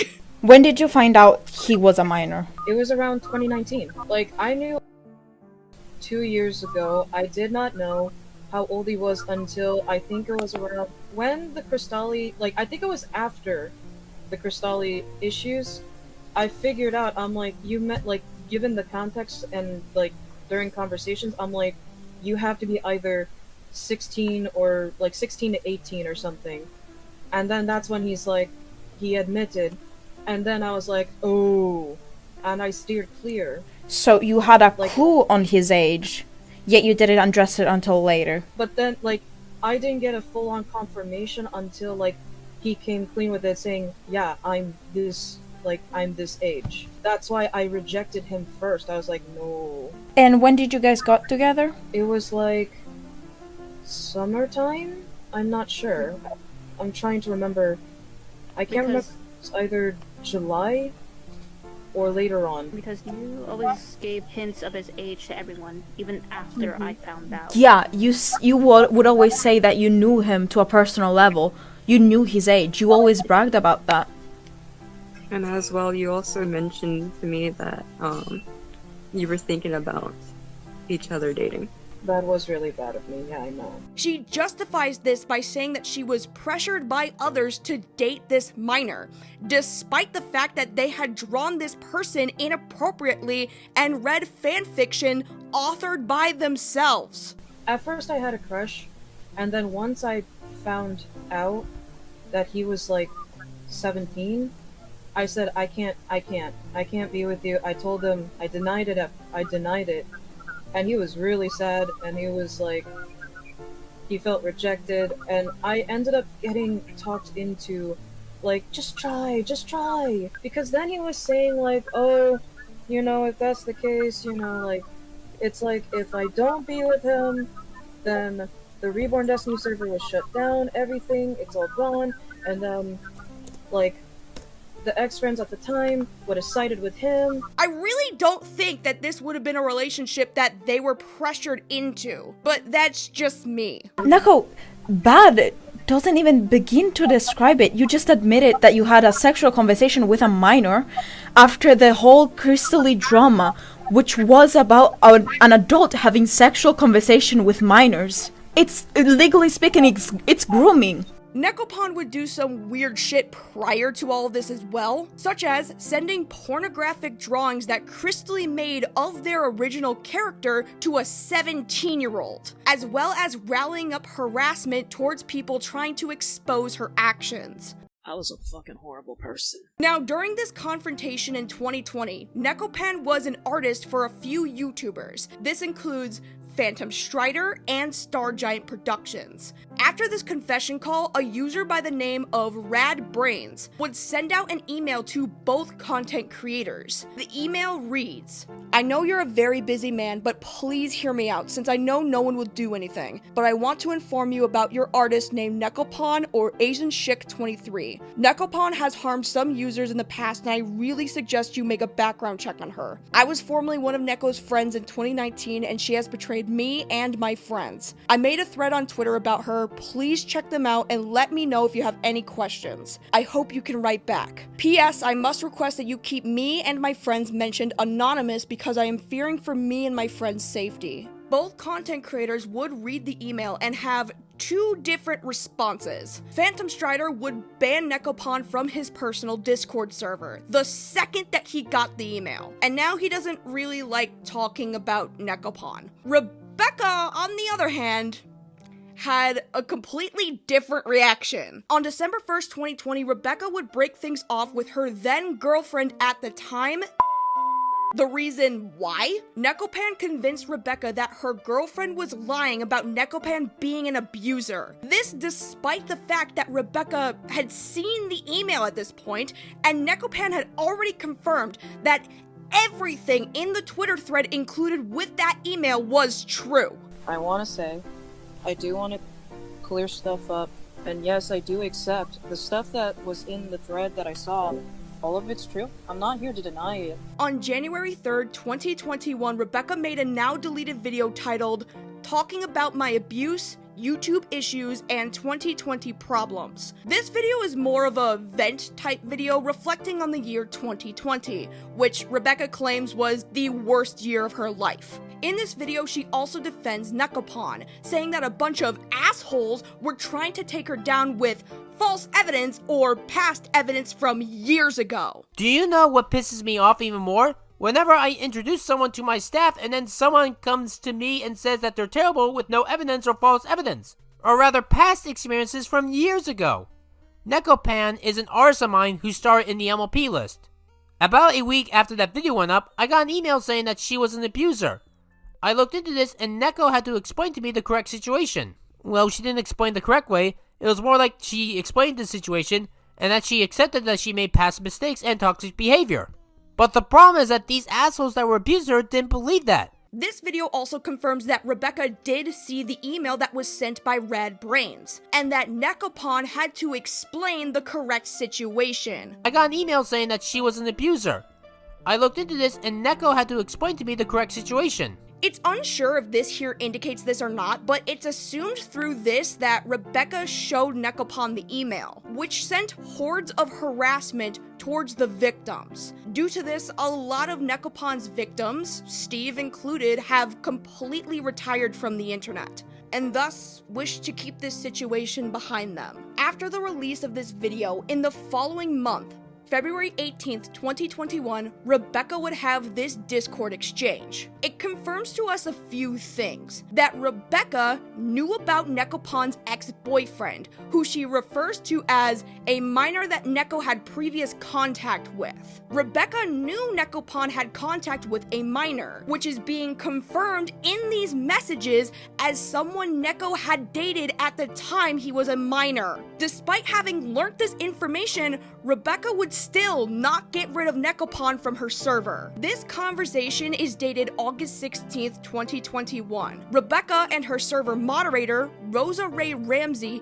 discuss banning a user called LED for inactivity. LED, or LED Dragon, was an alternative account of Nekopan's. Despite banning Neko's alternative account, Rebecca insists that there is enough contradicting evidence that Neko is not a pedophile, and that there is plenty of proof that Neko is innocent. This could possibly mean that Nekopan still had enough sway to keep her original account in Rebecca's server, but have her alt accounts banned so that Rebecca can keep up appearances that she's actively doing something about Nekopan and the allegations. From the email being sent back in November of 2020 to Rebecca finally banning Nekopan's alternative accounts, it took Rebecca well over 8 to 9 months to actually do anything. Within that time span, it must be reiterated, Rebecca knew about the allegations. She was made aware of them via an email and Twitter thread that Nekopan doesn't dispute, and actually confirms everything said in the thread to be true. She knew Nekopan had an ex-boyfriend who was a minor when they were dating. She would even talk to one of the victims way later on February 19th, 2023, where she says that she still didn't know that Neko was a groomer, despite the conversations that she had confirming she was fully aware of the minor Neko dated and was in contact with. This constant defense of Nekopan gets even worse with even more added context. On April 21st, 2023, Rebecca agreed to have a conversation with Lyle Convoy. During this call, Rebecca confirms that not only was Nekopan an artist, but also was a moderator of her Discord server. And unfortunately, I hate to state this, but Neko was one of my mods. So, whoops. So this means that whilst knowing about all of the allegations against Nekopan, She gave this alleged child predator moderation status over her server that was full of minors. And when further pushed to relay more details about her relationship with Nekopon and just how much moderation power she had, Rebecca rage quit the call. Sometime tomorrow? Nope, this is the end. I'm done with this. I've been trying to tell you that this is the day I want to solve everything. This isn't up to you. You wrong somebody else, but you're trying to set terms on when something's over? When you're sitting here going in circles? You really think that's how that works? No, it doesn't. Go on. Here's what's going to happen. You're going to make time sometime tomorrow, and you're going to talk to them properly about all this, because they got a lot of other stuff they need to ask you, including chat logs where you are talking to Rosa about Nekopon. I don't remember these. Well, it's a good thing they have these chat logs then, isn't it? Because we're going to remind you. We're going to refresh your memory. Did she leave? Oh my god. She fucking left. Rebecca was on full defensive mode when it came to anyone accusing her of knowing anything about Nekopon's actions, including going as far as threatening people with a court sentence if they continue to slander Rebecca's character by insinuating that Rebecca was protecting a child groomer. Seeing as Rebecca wasn't going to cooperate any further, the next person to interrogate about this was Rosa Ray Ramsey. Rosa moderated Rebecca's server from November 2020 to August 2021. It is debated whether Nekopon and Rosa were moderators at the same time or not. Naturally, if the owner of the server wasn't going to give any more information, then a moderator working to sort this situation out might have some more information. The problem was, that interrogation went something like this. Fair warning for ableism and slut-shaming ahead. This person in their 30s legitimately think that's a good point. So since I can see, Rosa, that you're crying in Blue's DMs right now saying that this isn't helping, ooh, because the mean old man said yet another threat. Oh my golly. I'm just saying that this isn't helping me get through this. You're not here to be helped, dickhead. There you go, there's your help for this call. Blue, you can continue, because this is hilarious to listen to. Thank God, you guys took forever. How? Because all I'm getting is nothing more but the increase of PTSD. Well, I'm glad that you're feeling a bit of guilt and remorse about this, because I can only imagine how the children felt that were preyed on in those 8 months when Neko was in that server. So when I say, I want you to be more specific and you continue to be vague, and then I say again, and Blue also tells you again to be specific and you continue to be vague, you're gonna start pissing people off and it's gonna start making us all think that you're saying sorry because you've been caught with your pants down and you're crying and blabbering like a little piss baby. So, if you're not actually sorry, you can put that away, but if you are sorry, you should know what you're saying sorry for, which in that case, you'd be able to say the specifics of what you're actually apologizing to. So, I'll give you the floor right now. You can either apologize for what you actually did, or you can turn around and say, you know what, Blue? I'm not sorry because I don't understand because I'm a retard. That was the infamous Rosa call that happened in Lyle Convoy's server called The Senate. There is so much lore to The Senate that it honestly deserves its own video, but what this call was initially for was so Nekopon's victims could confront Rosa. And it ended in Hopeless Peaches calling Rosa a sluthole and a retard. What happened in The Senate was so disastrous and inappropriate that it made everyone collectively forget who Nekopan even was. After this call, it was all eyes on Rosa and how poorly she was treated during this confrontation. This rallied a lot of people to defend Rosa and forget the fact that she was equally aware what Nekopan was getting accused of. Not only that, but she was one of the many people who were sent on Nekopan's behalf to harass those coming out against her. This includes Rebecca's ex-girlfriend as well, who was speaking out against Nekopan all the way back in 2020, which costed her relationship with Rebecca. Here we can see Rosa sending death threats towards Rebecca's ex, along with a corpse party gif. He also would wish Rebecca's ex to burn in hell, and tweeted about them non-stop to the point where even after the ex-girlfriend had blocked Rosa, she would continue to harass and cyberstalk them. What happened in the Senate not only made everyone forget about who the hell Nekopon was, but it also made everyone sympathetic to a cyberstalker who harassed people on both Nekopon and Rebecca's behalf, despite knowing full well the allegations against Nekopon. I want to make this absolutely clear, right? I don't support this call. There are ways to confront someone about the stupid shit they did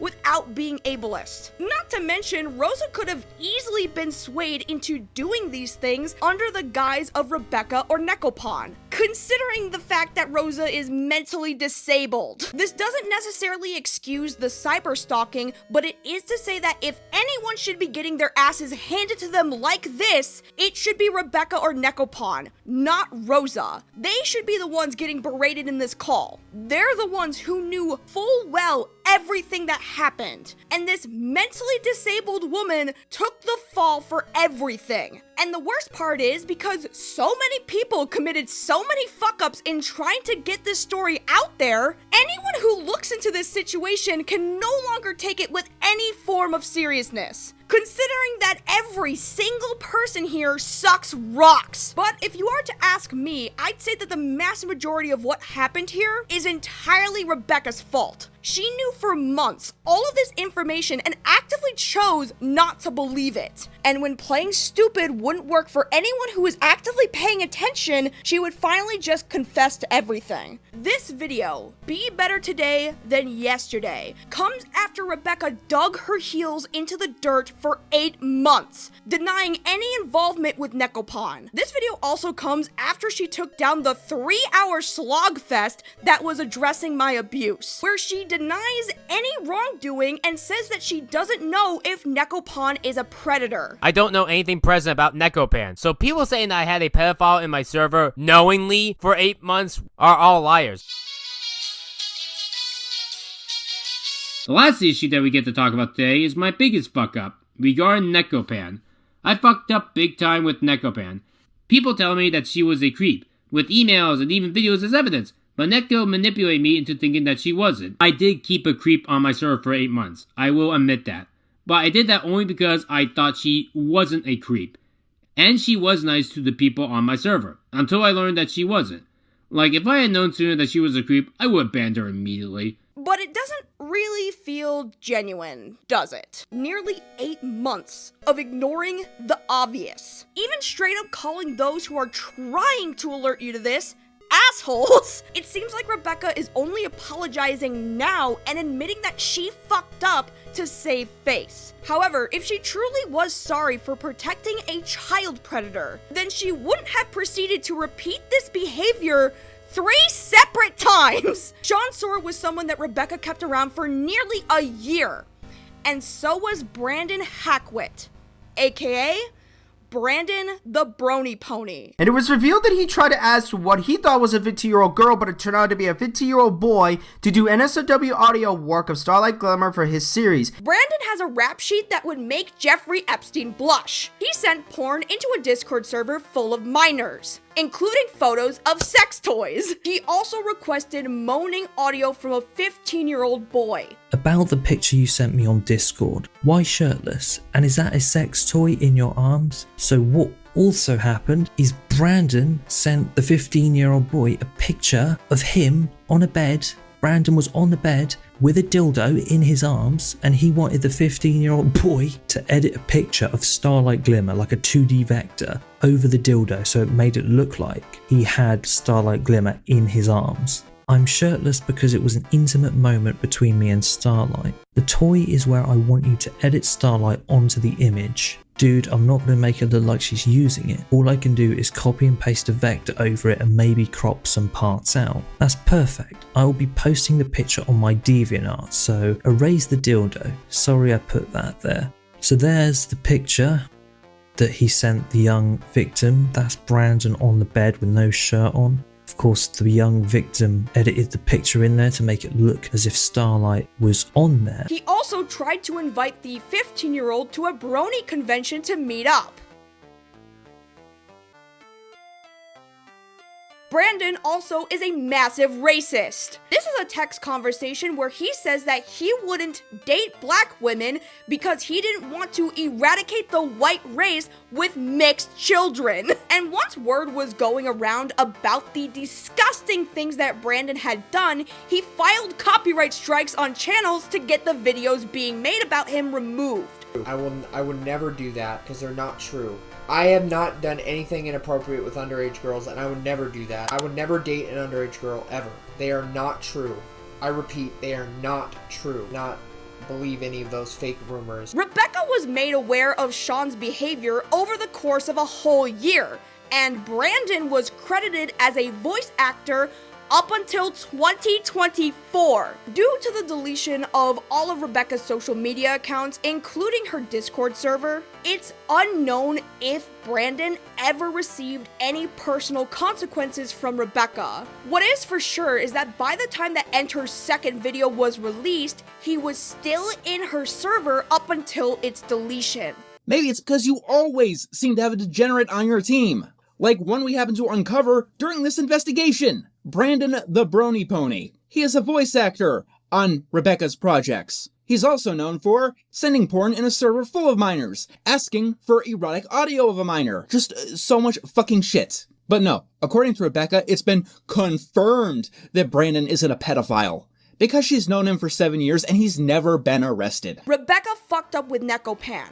Her inactivity did far more harm than good. But if this was her only offense, there would have still been a chance to learn from it. Look, allegations online are hard to navigate, even if a victim is perfect in keeping their facts straight, keeping all the details of what happened to them exact, and having all of the screenshots literally in the world. There's always going to be some contrarian that wants to play devil's advocate. I'm not talking about those who are like playing on the side of caution. I'm talking about the ones that outright deny any and all allegations that come out about anyone online due to reasons. I can't fault Rebecca for wanting to side with a friend and stay on the side of caution. But there's erring on the side of caution and systematically protecting these people on 3 separate occasions, letting them remain in a Discord server occupied by minors. Nekopan should have been a hard lesson to be learned from.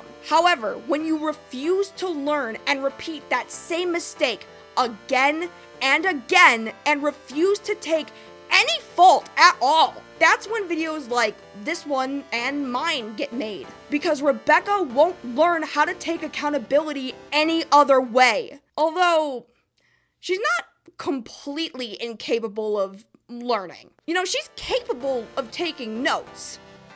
And let's just say Nekopan gave her some pointers. Because Rebecca Starlight, Rebecca Kruleski, is a groomer. What the accused me of? Grooming a minor named a person that wanted me to move in with her in New Hampshire around Christmas of 2020. I even sent sexual messages to her when she was 18. Regardless if you think this is gross or evil, this is about law, not morals.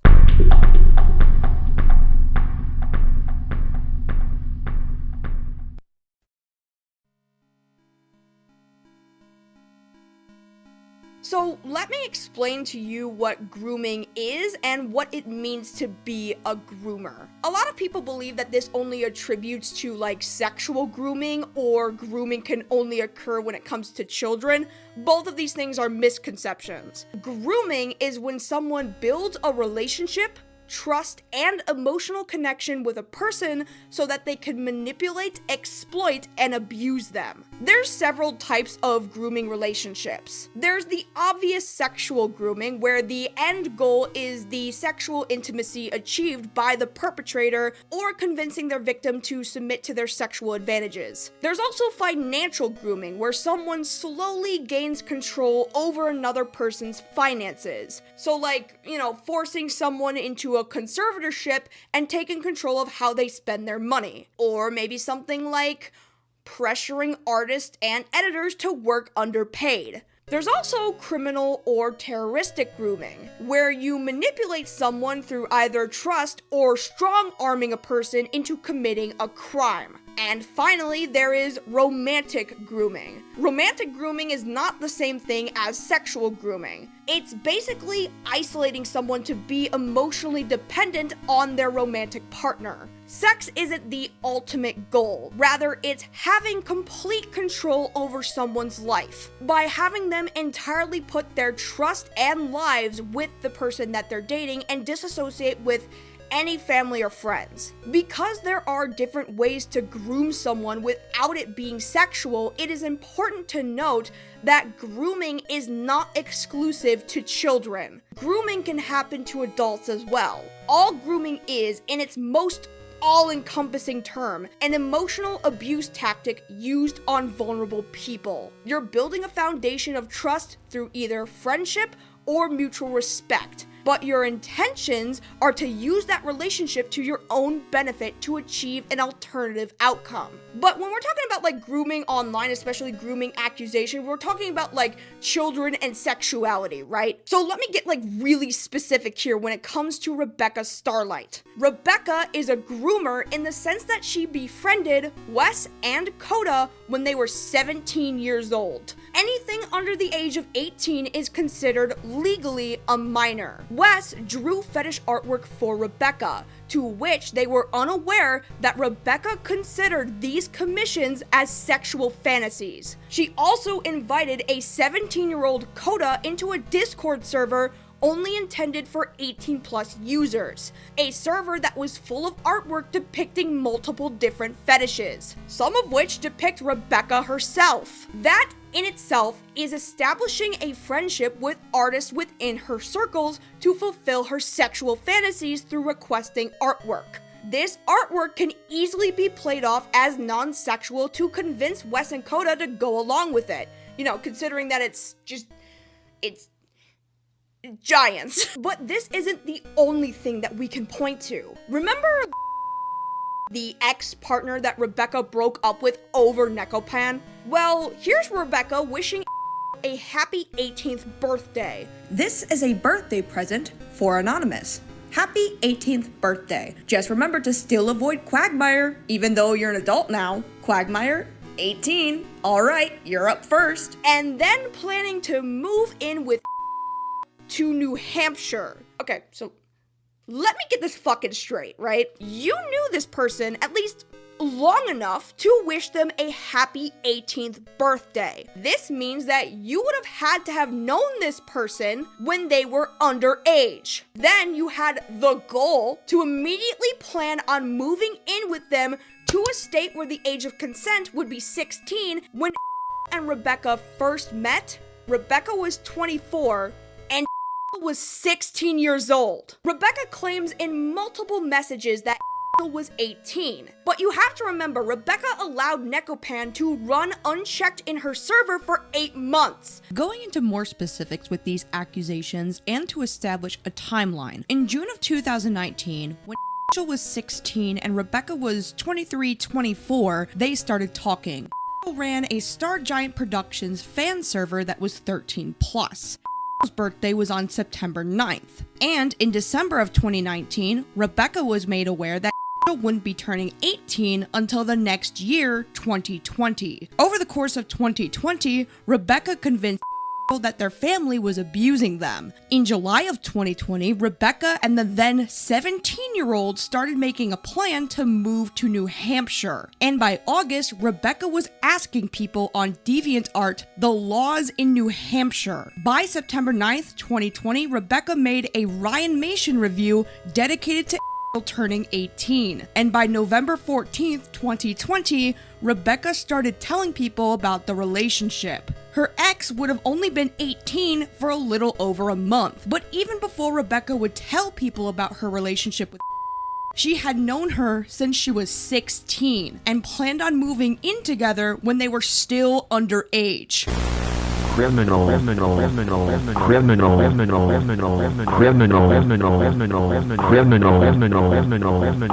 Maybe there's a reason why Rebecca kept Nekopan around. Maybe there's a reason why she chose Nekopan over her current girlfriend. Because if people can recognize abuse and predatory behavior with Nekopan, what's stopping stopping her from recognizing that same abuse in her own relationship. Hell, maybe she'll speak up about it.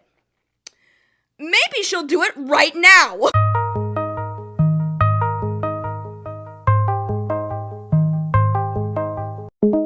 To everyone who's watching, hello, my name is and I go by she, her, he, him, they, them pronouns. My connection to StarGiant Productions was, I was a fan, and there were a few times that I can post art, though I used to do that kind of stuff on Instagram, but not anymore.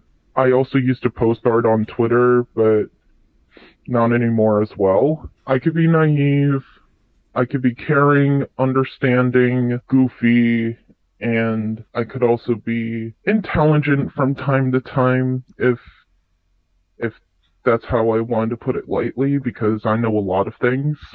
I have worked with StarGiant Production for scripts, and I have also worked with her for, voice acting in our videos as well. I remember her complimenting me about my art, and I start to feel like I'm going places because I wanted to be an artist and animator growing up. I first met StarGiant Productions in June of 2019. I was 16 years old at the time. Star and I, we didn't talk much. We mostly talked about, cartoons that we liked and despising the same YouTuber, that being Lily Orchard, and I remember complimenting her about her YouTube videos on both Twitter and Discord.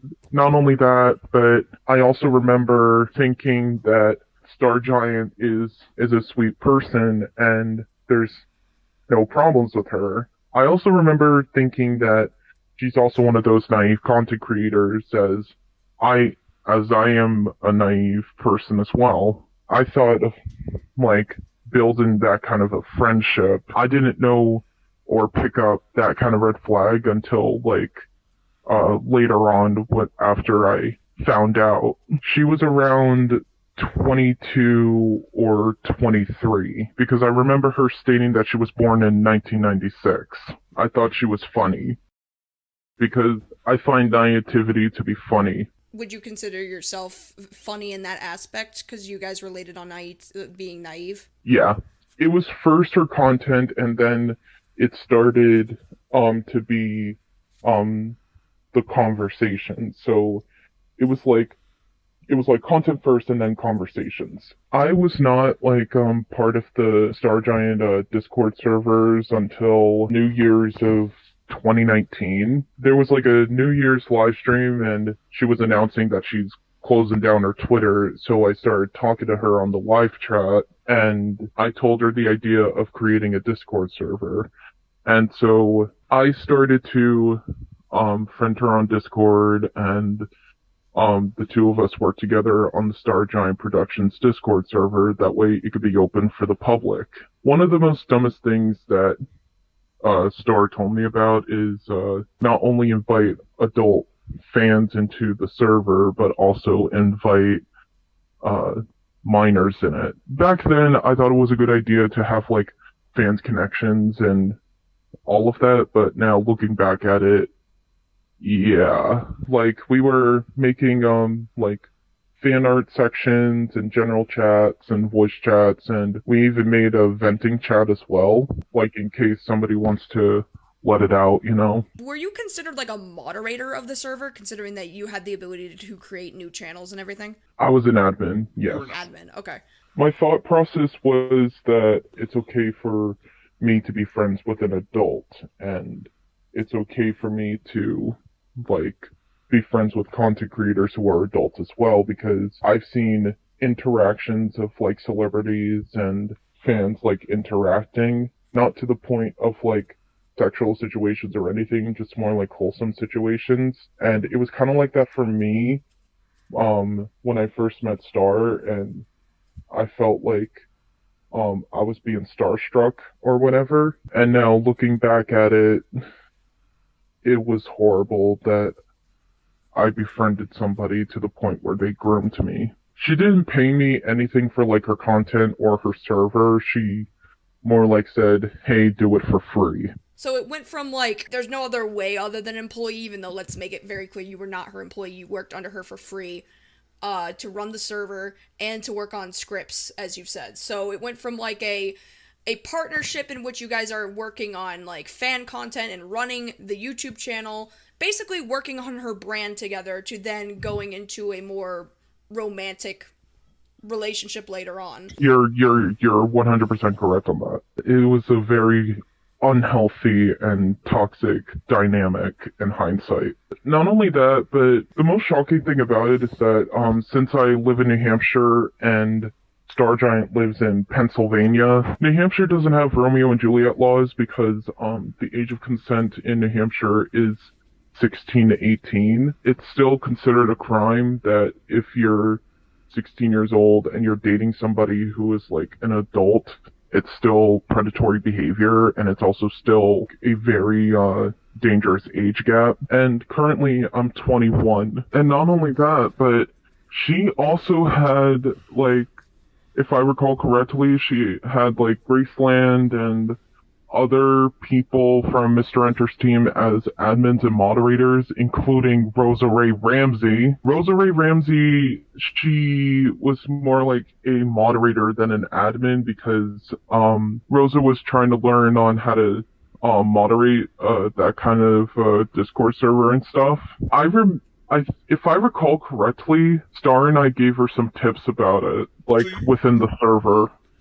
Because in the server, we also had, like, an admins and moderators chat. What did you like about StarGiant, like, personally? What I liked about StarGiant was her content, and I also liked that she shared the same political ideologies as mine. There was a political chat that we've had, like where we discussed about politics and all of that. I also thought to myself that sometimes politics keeps people close, when in reality, like looking back at it, it does not keep people close at all. It kept people like being torn apart. Kids easily get into politics nowadays. I got into politics at a very younger age. Was there any like red flags about how the Discord server was run that kind of irked you a little bit, considering that you were like a administrator? What kind of irked me the wrong way was that sometimes in voice chats, StarGiant can go off the rails. I've told her that kind of stuff before, and she kept doing it again and again. Off the rails as in like with like her personality, like her anger, like... Yeah, like that along with her personal life. Like she sometimes goes into too much detail about it. Overshare about how she got sexually assaulted by a trans man, including how she got abused by her parents. I'm not saying this is a bad thing. Like, it's good to talk about like coming forward about being abused by your parents, but she would also say like, I hope they fucking die or some shit like that. And to me back then, I was like, this is too far. What I didn't like about Rebecca was the ban list. The secret ban list where they banned Lily Orchard, Cosmodor, and many other people, and I'm just like, isn't that kind of dictatorship? While I do agree to some extent that the information about these people are like valid, but now looking back at it, I'm just like, oh dear. I was just like, Rebecca, are these people really abusive? She never gave me any straight answer whatsoever. She was just like, yes. Like, I was just like, okay. How did StarGiant affect your mental health? We would talk every night, in voice chats. That affected my sleep, and that also affected my school grades, because I was still in high school back then. Looking back at, what happened with me in StarGiant, it affected me greatly, and sometimes when I think of her, I just want to fucking kill her. After what she did to me, after what Rosa did to me, after what Necopon did to everybody in that server, because how Necopon got into the Discord server was that she shared like, the same servers as Phantom Striders, they were once friends, and they were also an artist. How I found out was the Twitter thread, including the emails, and I asked Nicopan what happened, and then she started to say, "Oh, they're accusing me of being a groomer," and I was like, "Was that true?" And then she said, "I had sexual conversations with minors." And then I told StarGiant about what's going on, and then I told her what happened, and StarGiant decided to choose Nekopan over me. I didn't show off screenshots about what happened. I just told her what Nekopan told me, and then StarGiant says, "I'm breaking up with you," because she didn't believe the evidence. Because she got that email from some user on Discord about the thread and everything, and she just kind of completely disregarded it. Once you and StarGiant split, did she like kick you out of the Discord server and kept Nekopan in there? Yes, and not only that, but before she kicked me out, my parents found out about me and StarGiant, and that's when my dad was very angry, and rightfully so, and my mom was also angry, and rightfully so, and that's when they start to tell me to write down a confession that I wasn't being abused, I wasn't hit or anything. It was StarGiant who was manipulating me and grooming me. StarGiant was very upset, and then I got banned from the server. It pretty much embarrassed me a lot, and I told my dad that I don't think it's a good idea, because what if people harass me and stuff? And then my dad says, if people harass you, then just block them or mute them. Why did your parents think that the route to going about taking care of somebody that you claim is grooming you as a minor, why did they think the route was to make a confessional? Like, did they want to post it to the internet or something? Yeah, looking back at it, it was not a good idea, because it literally caused Rosa Ray Ramsey and other people to harass me. We can kind of shift into Rosa a little bit, because there's an infamous call going around about a collection of YouTubers who kind of go after predators. I guess that's their whole gig, and they really hounded in on Rosa a lot, to a point that people are kind of sympathetic to Rosa, and it kind of confused people on who Rosa is and whether or not she even deserved what happened in that call. I assume that you, who's somebody who's claiming that they were harassed by Rosa, would think a little differently. She would keep mentioning me, she would stalk me, harass me, and not only that, but she would also send me, like, fictional gore, like corpse party. As like a death threat? Yes, and another death threat I remember is Rosa LARPing as Stryker from Hell of a Boss. Did you ever block Rosa? Like, because obviously your parents are telling you if you get harassed, just block these people. Did you block Rosa? Did that ever stop her? No, it did not stop her at all. She would continue mentioning about me after I blocked her. I see. So she would just at you even though you had her blocked. So even though you didn't see any of it, it was pretty obvious that she was still constantly talking about you. And not only that, but she would also, like, say that I belong in hell. So what was she so mad at you for? That I lied about being abused by my parents. How StarGiant and I had a grooming relationship is because, we decided that after my parents, told me that I should break up with Star because she's grooming me, StarGiant started to brainwash me, thinking that my parents are abusive and they are manipulative. I got brainwashed into it. There was that idea of me and Star moving in together. During the voice calls, she would send me, like, Giantess and Vor art and other fetish art as well. So you would say with the fetish art that you guys had a romantic relationship, but also a sort of sexual relationship? Yes. Knowing what you know about Nekopan, right? Considering that they self-confessed to you their personal, like, relationships with minors and being sexual with minors, in retrospect, given everything that's happened, do you see parallels in your own relationship with StarGiant as you do with Nekopan? Yes. I see parallels and patterns of it. Do you think that's the reason why Rebecca chose Nekopan over you? Because, you know the saying that predators will protect each other? Yes, that's pretty much why. I sometimes wish that if I had to go back in time, I would tell my past self not to date her. By the time 2021 comes around, you get this video about Enter talking about how toxic StarGiant was. We can talk about that first video first, and then we can talk about the more recent one, because that's where he mentions your whole situation. But when you first saw the first video where he just talks about her in, like, her workplace harassment and underpaying staff, did any of that information remotely shock you? It did shock me. Like, it really did.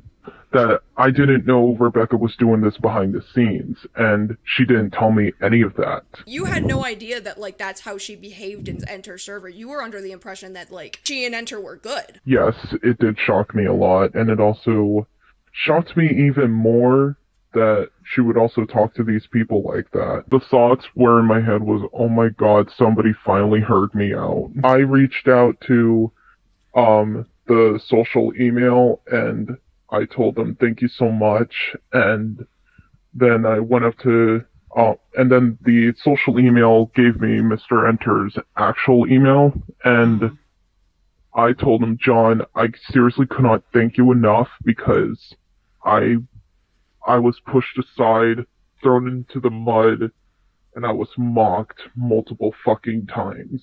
Not only that, but I sided with the wrong people who were handling the Nekopan investigation. Was it kind of, like, relieving to... I know this kind of sounds fucked up to say, but, like, is it relieving to know that you weren't the only one that kind of got fucked over?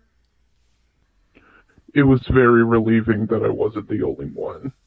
And not only that, but I had to bury the hatchet with a few of the people.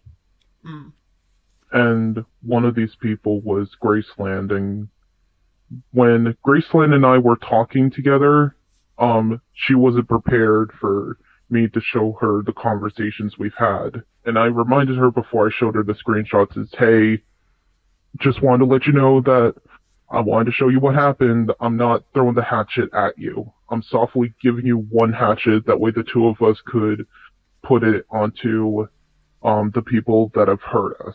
Though it's going to take some time for us to, like, rebuild, you know. I could be pretty picky when it comes to content creators. Like, if there are bigger content creators that are very trustworthy with, like, research and evidence, and they listen to the victim's sides and all sides of the story, yes, I would love for that to happen. As a victim yourself, what would be, like, the best approach when covering StarGiant Productions? The best coverage is interview the victims and interview Mr. Enter, because we want everybody to hear them out instead of just being like, oh, this person did this, oh, this person did that, oh, this person is da-da-da-da-da. Like, you're supposed to hear this person out, and you're also supposed to, like, care for the victims, you know? In terms of, because you mentioned, like, getting all sides of the stories and hearing out the victims, would that, in extent, require that they get, like, at least some sort of statement from Rebecca herself? I mean, I know it'd be impossible now, considering she retreated from the internet, but... Yeah, I believe that's a more better idea. So you agree to an extent, like, even though you're accusing her of, like, all this horrible shit, that she should at least have some sort of statement out there as well. That's pretty mature, all things considered, given that you got royally fucked over by her. What do you think should happen to StarGiant? Like, do you think there should be any legal action that's gonna get pushed on her? Because I know that Enter said that he wanted to do that. Yes, we believe that legal action is a very brilliant idea, and it'll be enough for Rosa, it'll be enough for Nekopan, and it'll be enough for Rebecca to be behind bars, and it will also bring us a very huge hope of justice. And I would have no problem coming forward and say I am a victim of Rebecca Starlight, and I have been groomed by her since 2019. Do you believe that StarGiant Productions should be anywhere near children? I guess if we're on the topic of grooming. No, I do not believe she would be near children. If we see her again, fucking delete her channel. So I do believe Rebecca Starlight is a very dangerous individual, and she is not safe around kids, she is not safe around adults, she is not safe around anybody around her, because she is a criminal. She is vile. It fucking angers me that she would retreat like that. And, well, it both angers me, yet it also makes me laugh, because her response to everything in that final Discord message, it literally makes Colleen Ballinger's Toxic Gossip Train song look like the best Grammy Award-winning song in comparison. What would accountability look like to you? Coming up to somebody,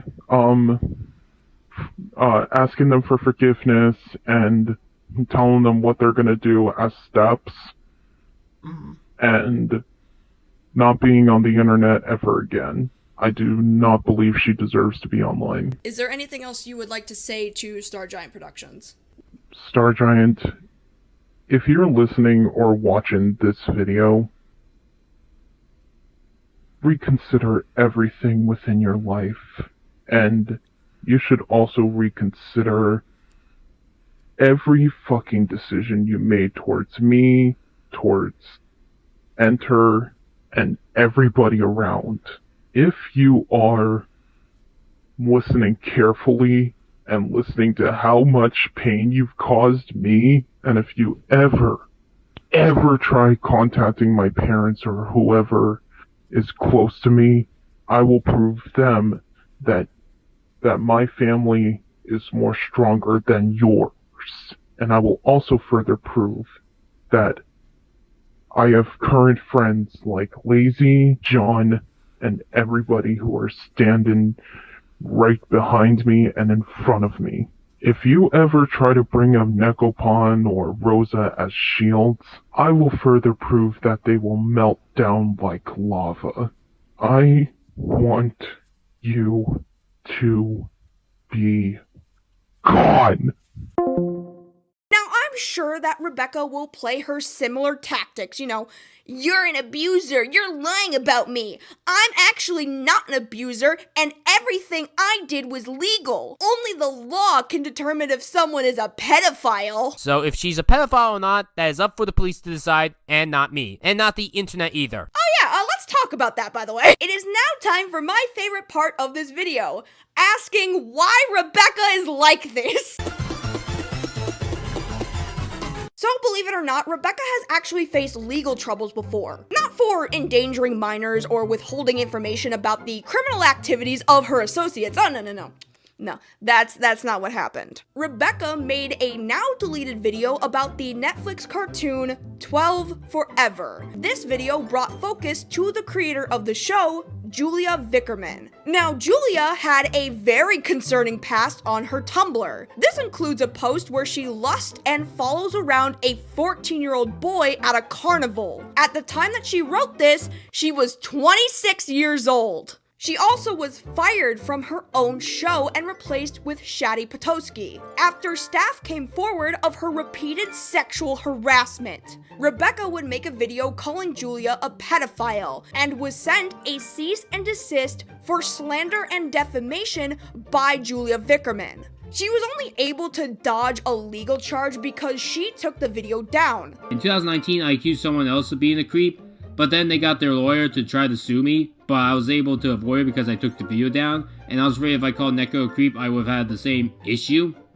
Plus, she wasn't arrested, so that kind of had problems. Since then, Rebecca declared that she would not call anyone a pedophile unless it was determined by the court of law. This coming from the same person that would call this My Little Pony parody of Game of Thrones pedophilia. Rarity is a dangerous pedophile. That is what this episode is. And she made this claim, by the way, 2 years after getting the cease and desist. Rebecca also has 22 people banned from her server for pedophilia. except the people that she labels a pedophile have not been to court for what they did. So Rebecca is really scared of getting sued for calling Julia Vickerman a pedophile, but she has no issue calling these other public figures pedophiles? And the thing is, I actually would be in favor of Rebecca calling these people out, including Julia Vickerman. They all have publicly accessible dirt that backs up what Rebecca is saying. I mean, is she using the right terminology? I don't know, probably not, but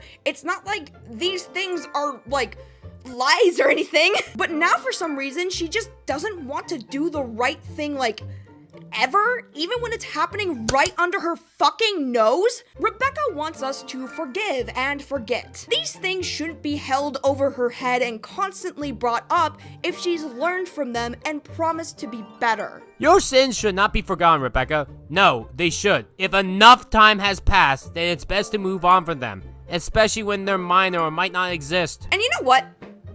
Sure, if you're actively trying to be better, if you're taking the steps to hold yourself accountable, and you're reassuring something like Nekopan will never happen again, if you take more responsibility, then maybe people will be willing to see this as a mistake. They won't move past it due to the complete hypocrisy of it, and because you are doomed to repeat the horrible shit you do if you aren't reminded of it. Once would have been a terrible, horrible mistake.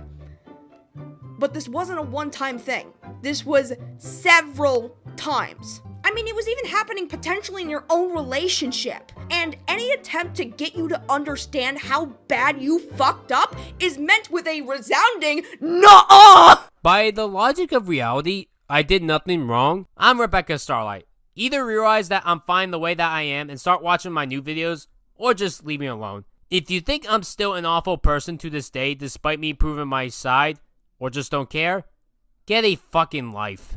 If these 3-hour torture sessions is indicative of anything, it's that Rebecca won't learn unless she is called out for it. Rebecca is so dangerously stupid that it takes videos like these to get her to do fucking anything. This could have been handled in private. Hell, in Enter's very first video addressing Rebecca, he preferred to have never had this shit publicly out there. I was perfectly fine not telling anyone about any of this. I didn't even tell anyone that you got fired until you started talking. And I would have been perfectly happy to keep all of this under wraps. But no, even now you can't seem to stop talking about yourself. But because Rebecca can never learn to keep her personal beef off of the internet, now all of her past associates are coming for her head. And the reality is, it's all her own fault. Because in John's latest video on Rebecca, I state that the inciting incident that made me really question my employment with her was when she told me to masturbate to photos of her when both of us had girlfriends. I'm gonna give you the full story on that. So okay. I was in a mall. I was in like a very chill, very quiet place in the mall, not a lot of people there. I was just scrolling through my phone and I saw a pop-up for like a Rebecca server, and because the name of her server is so ungodly long, I couldn't really see like the name of the channel that she was posting in. And so I clicked on it, and then I was just met with a lot more Rebecca than I ever wanted to see, and I almost threw up when that happened. Now, was this the server that she posted it in? Did it have like minors in it? I think this was like in her main server when because I know she declared that to not have like anyone under the age of 18 in that server. Mm-hmm. Well, I don't think there were any minors, but it's ridiculously easy to like fake your age on the internet, unfortunately.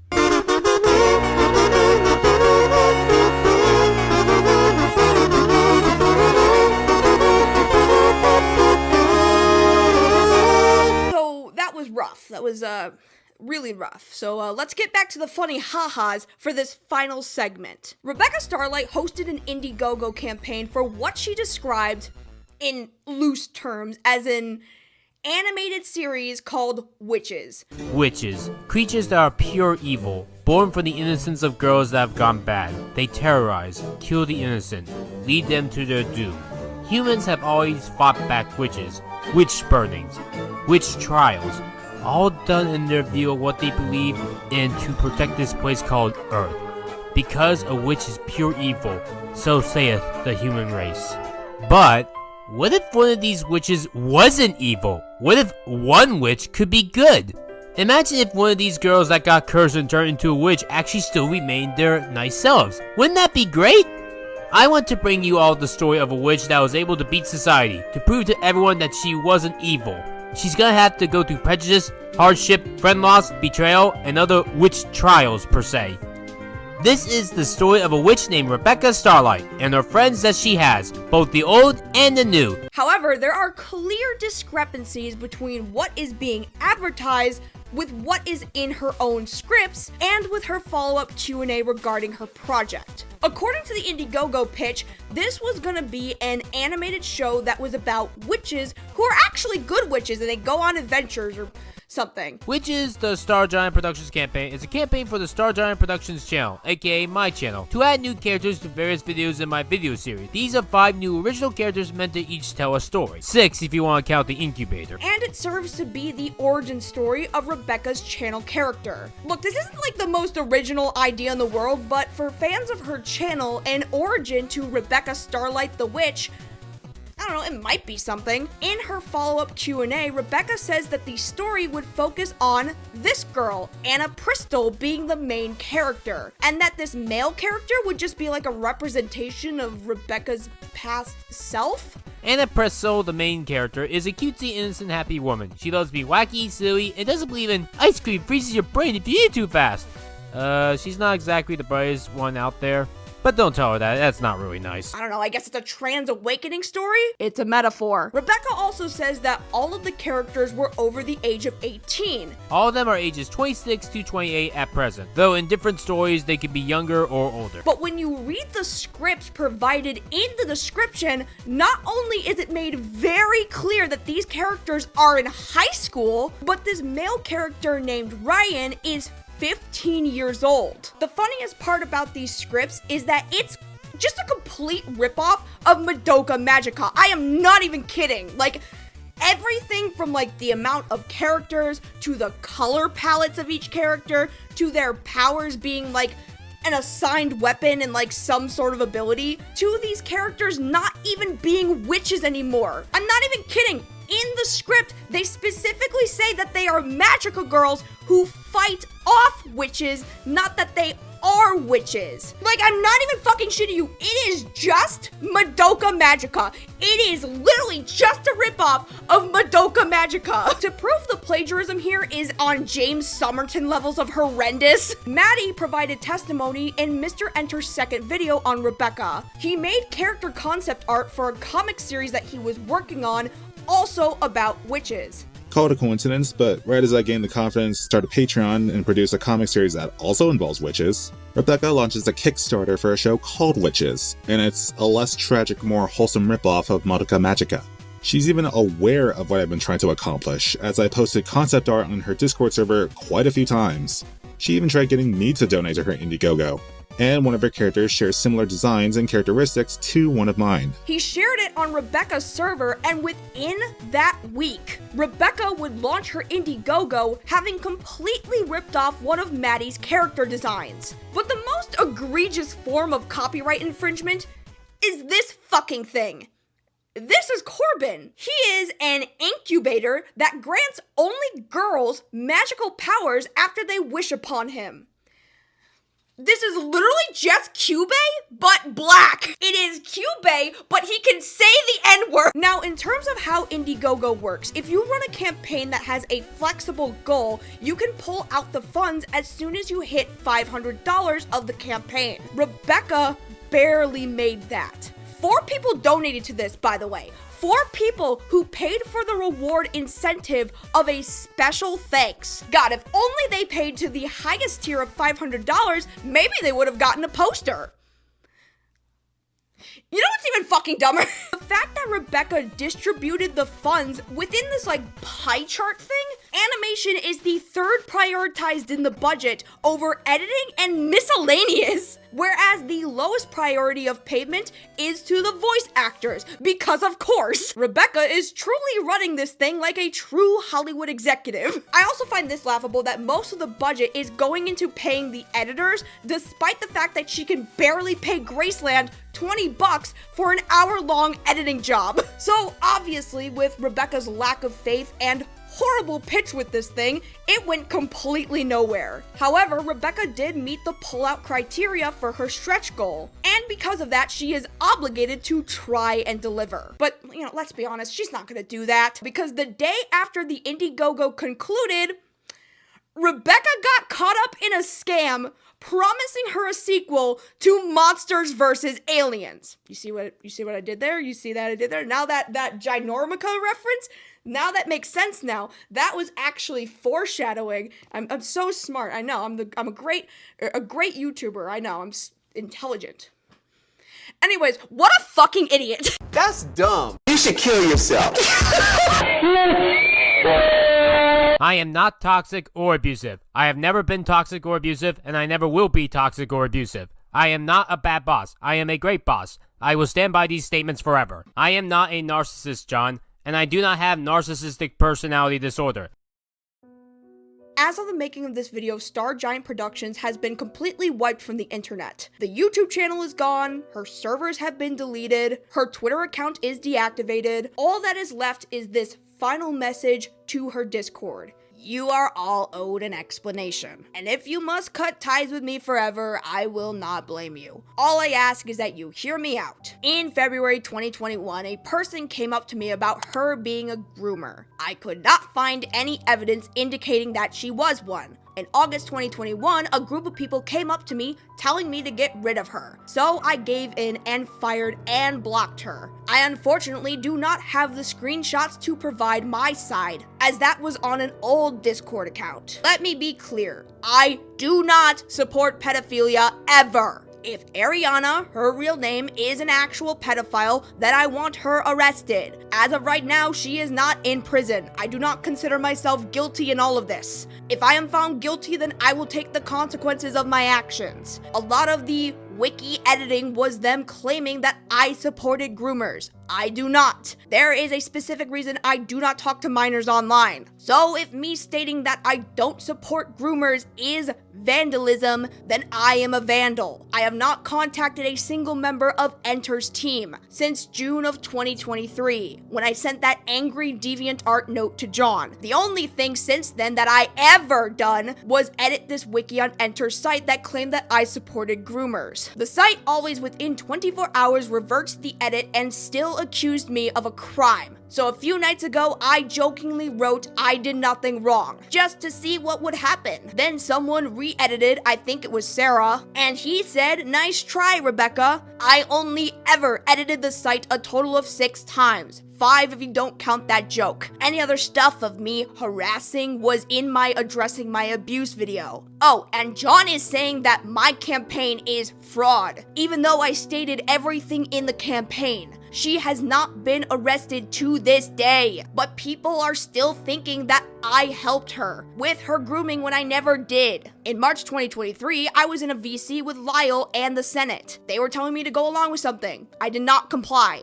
The something was to do an extra call. I gave them an extended time to send screenshot evidence. They did not comply. Phineas tried to get me to do the same thing in October of 2023. I again did not comply. And he got me banned from Scaferellis' server. Whatever you think of me after today is fine. I'm not gonna add you onto any list. And I am done with YouTube. I will not make another video again. I'm done. Even if I did win, I just don't have the motivation anymore. This is Rebecca Starlight, signing out for the very last time. Now, do I believe that this is the last time we shall see Rebecca?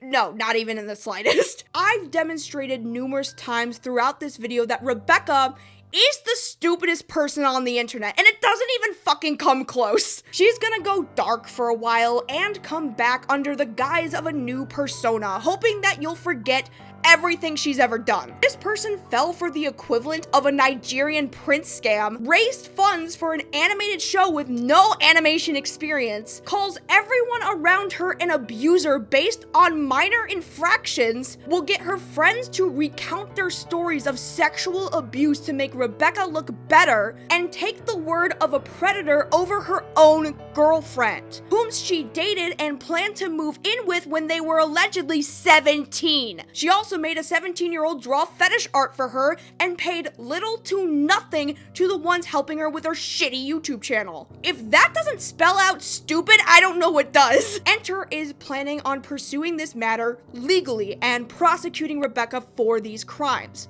Will it stick? I don't know, probably not. Look, it's worth a try at least, but from my personal experience, right, usually the law doesn't really give a shit about, like, cyber crimes unless you're distributing, like, child pornography. Or you're trying to meet up with children that you sexted over the internet. And listen, look, I'm not a lawyer, so maybe a legal expert will look at this and say that there is a good legal case here. But it's too often that I see people wanting to press criminal charges against someone that they've exposed on the internet, and lawyers don't really give two shits. And listen, I am not saying this because I don't want Enter to push for legal consequences. I think if he has the capabilities, he should. And if he needs the funding, it really wouldn't hurt to try. And even if it doesn't work out, he should refund people who helped him support the legal case. Rebecca nuking herself off of the internet is a great first step though, and I hope her retreating from her position of online influence brings peace to the Enter team. After working on investigating this person for 2 years, I really hope it was worth it. And I truly hope that everyone has found peace and is satisfied with what they did. Because honestly, y'all did an amazing job. And you know, this is coming from somebody who investigated a gore freak for a year. Y'all did a good job. I want to end this video with a topic that doesn't come up much in, like, the commentary world: forgiving someone who did shitty things. Cause see, Rebecca really wants people to forgive her and just move on. Is it possible for Rebecca to achieve that though? Well, at this point, probably not. How could Rebecca in any capacity try and make this right? As far as Rebecca goes, I have no idea how she can seek redemption, because a lot of the people that she hurt don't want anything to do with her ever again, and I don't see that changing. There is nothing that I want to say personally to Rebecca ever again, really. She's crossed that threshold too much.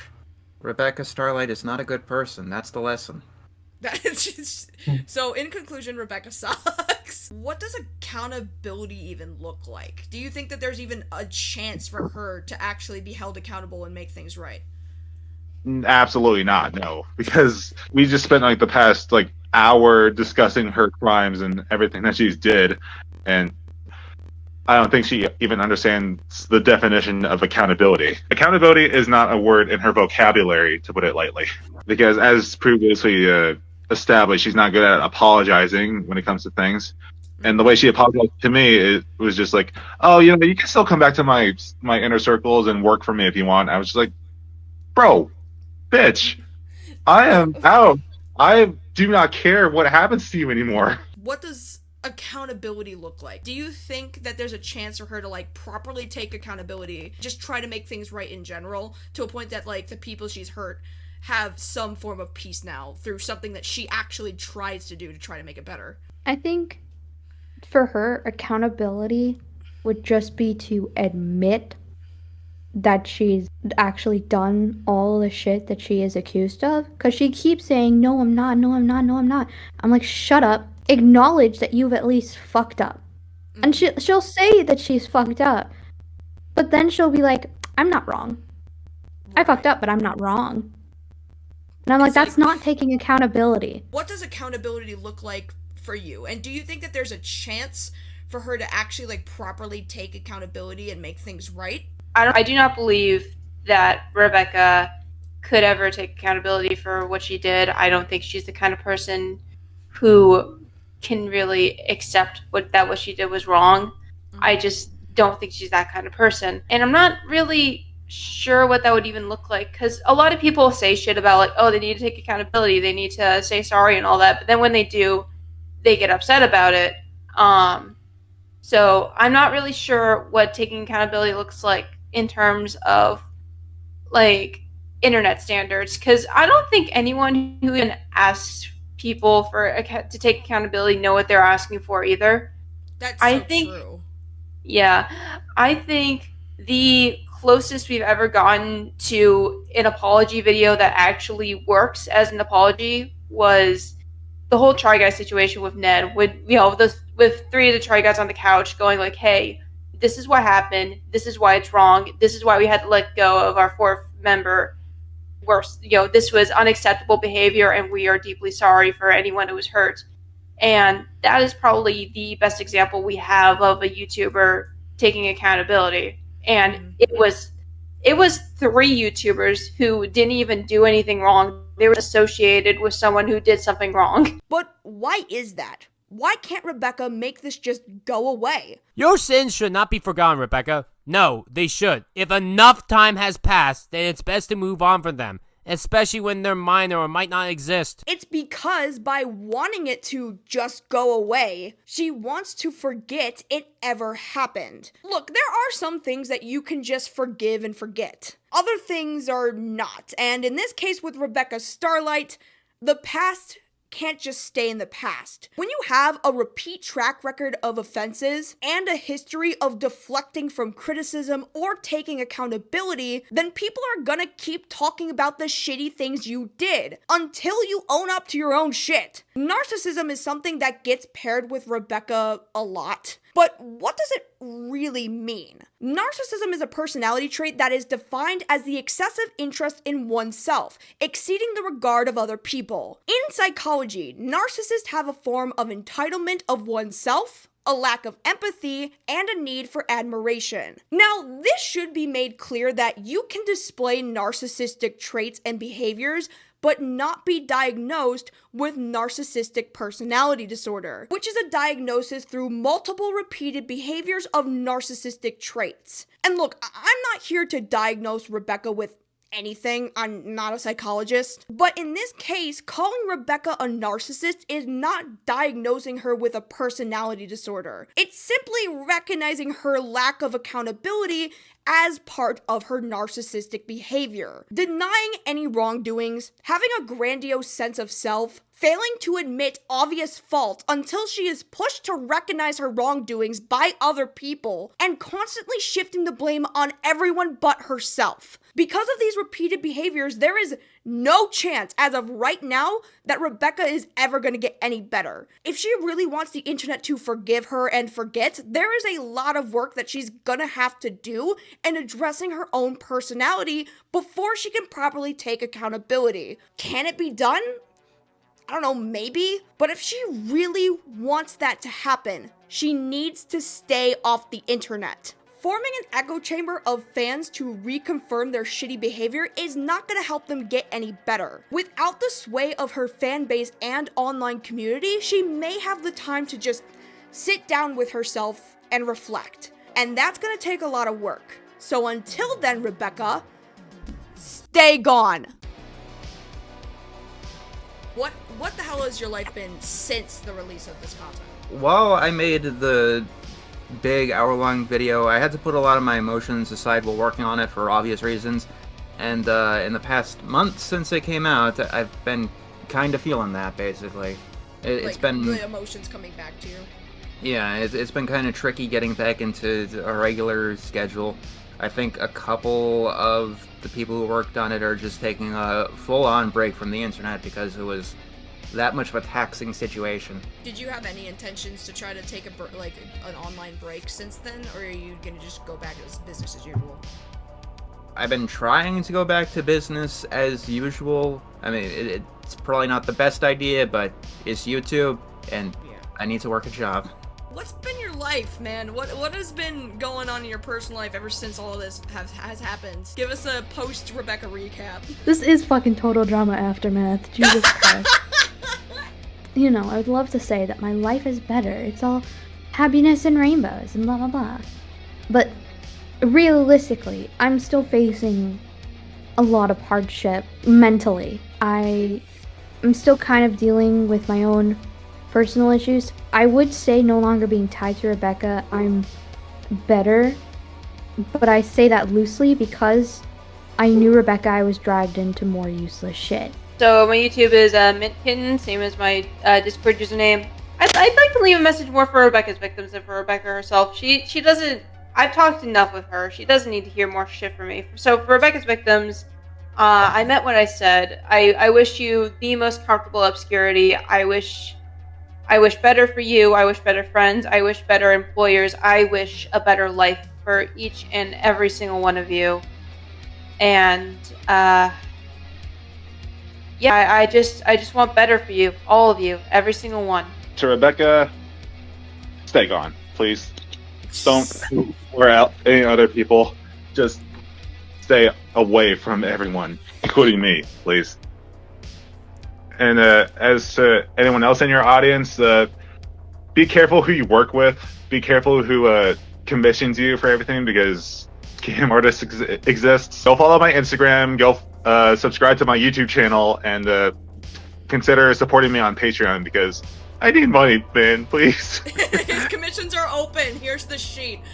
Give him money. What are some good things that are going on in your life right now that you want people to know about? That I am taking therapy, and I am also working at a job, and not only working at a job, but also taking care of my family.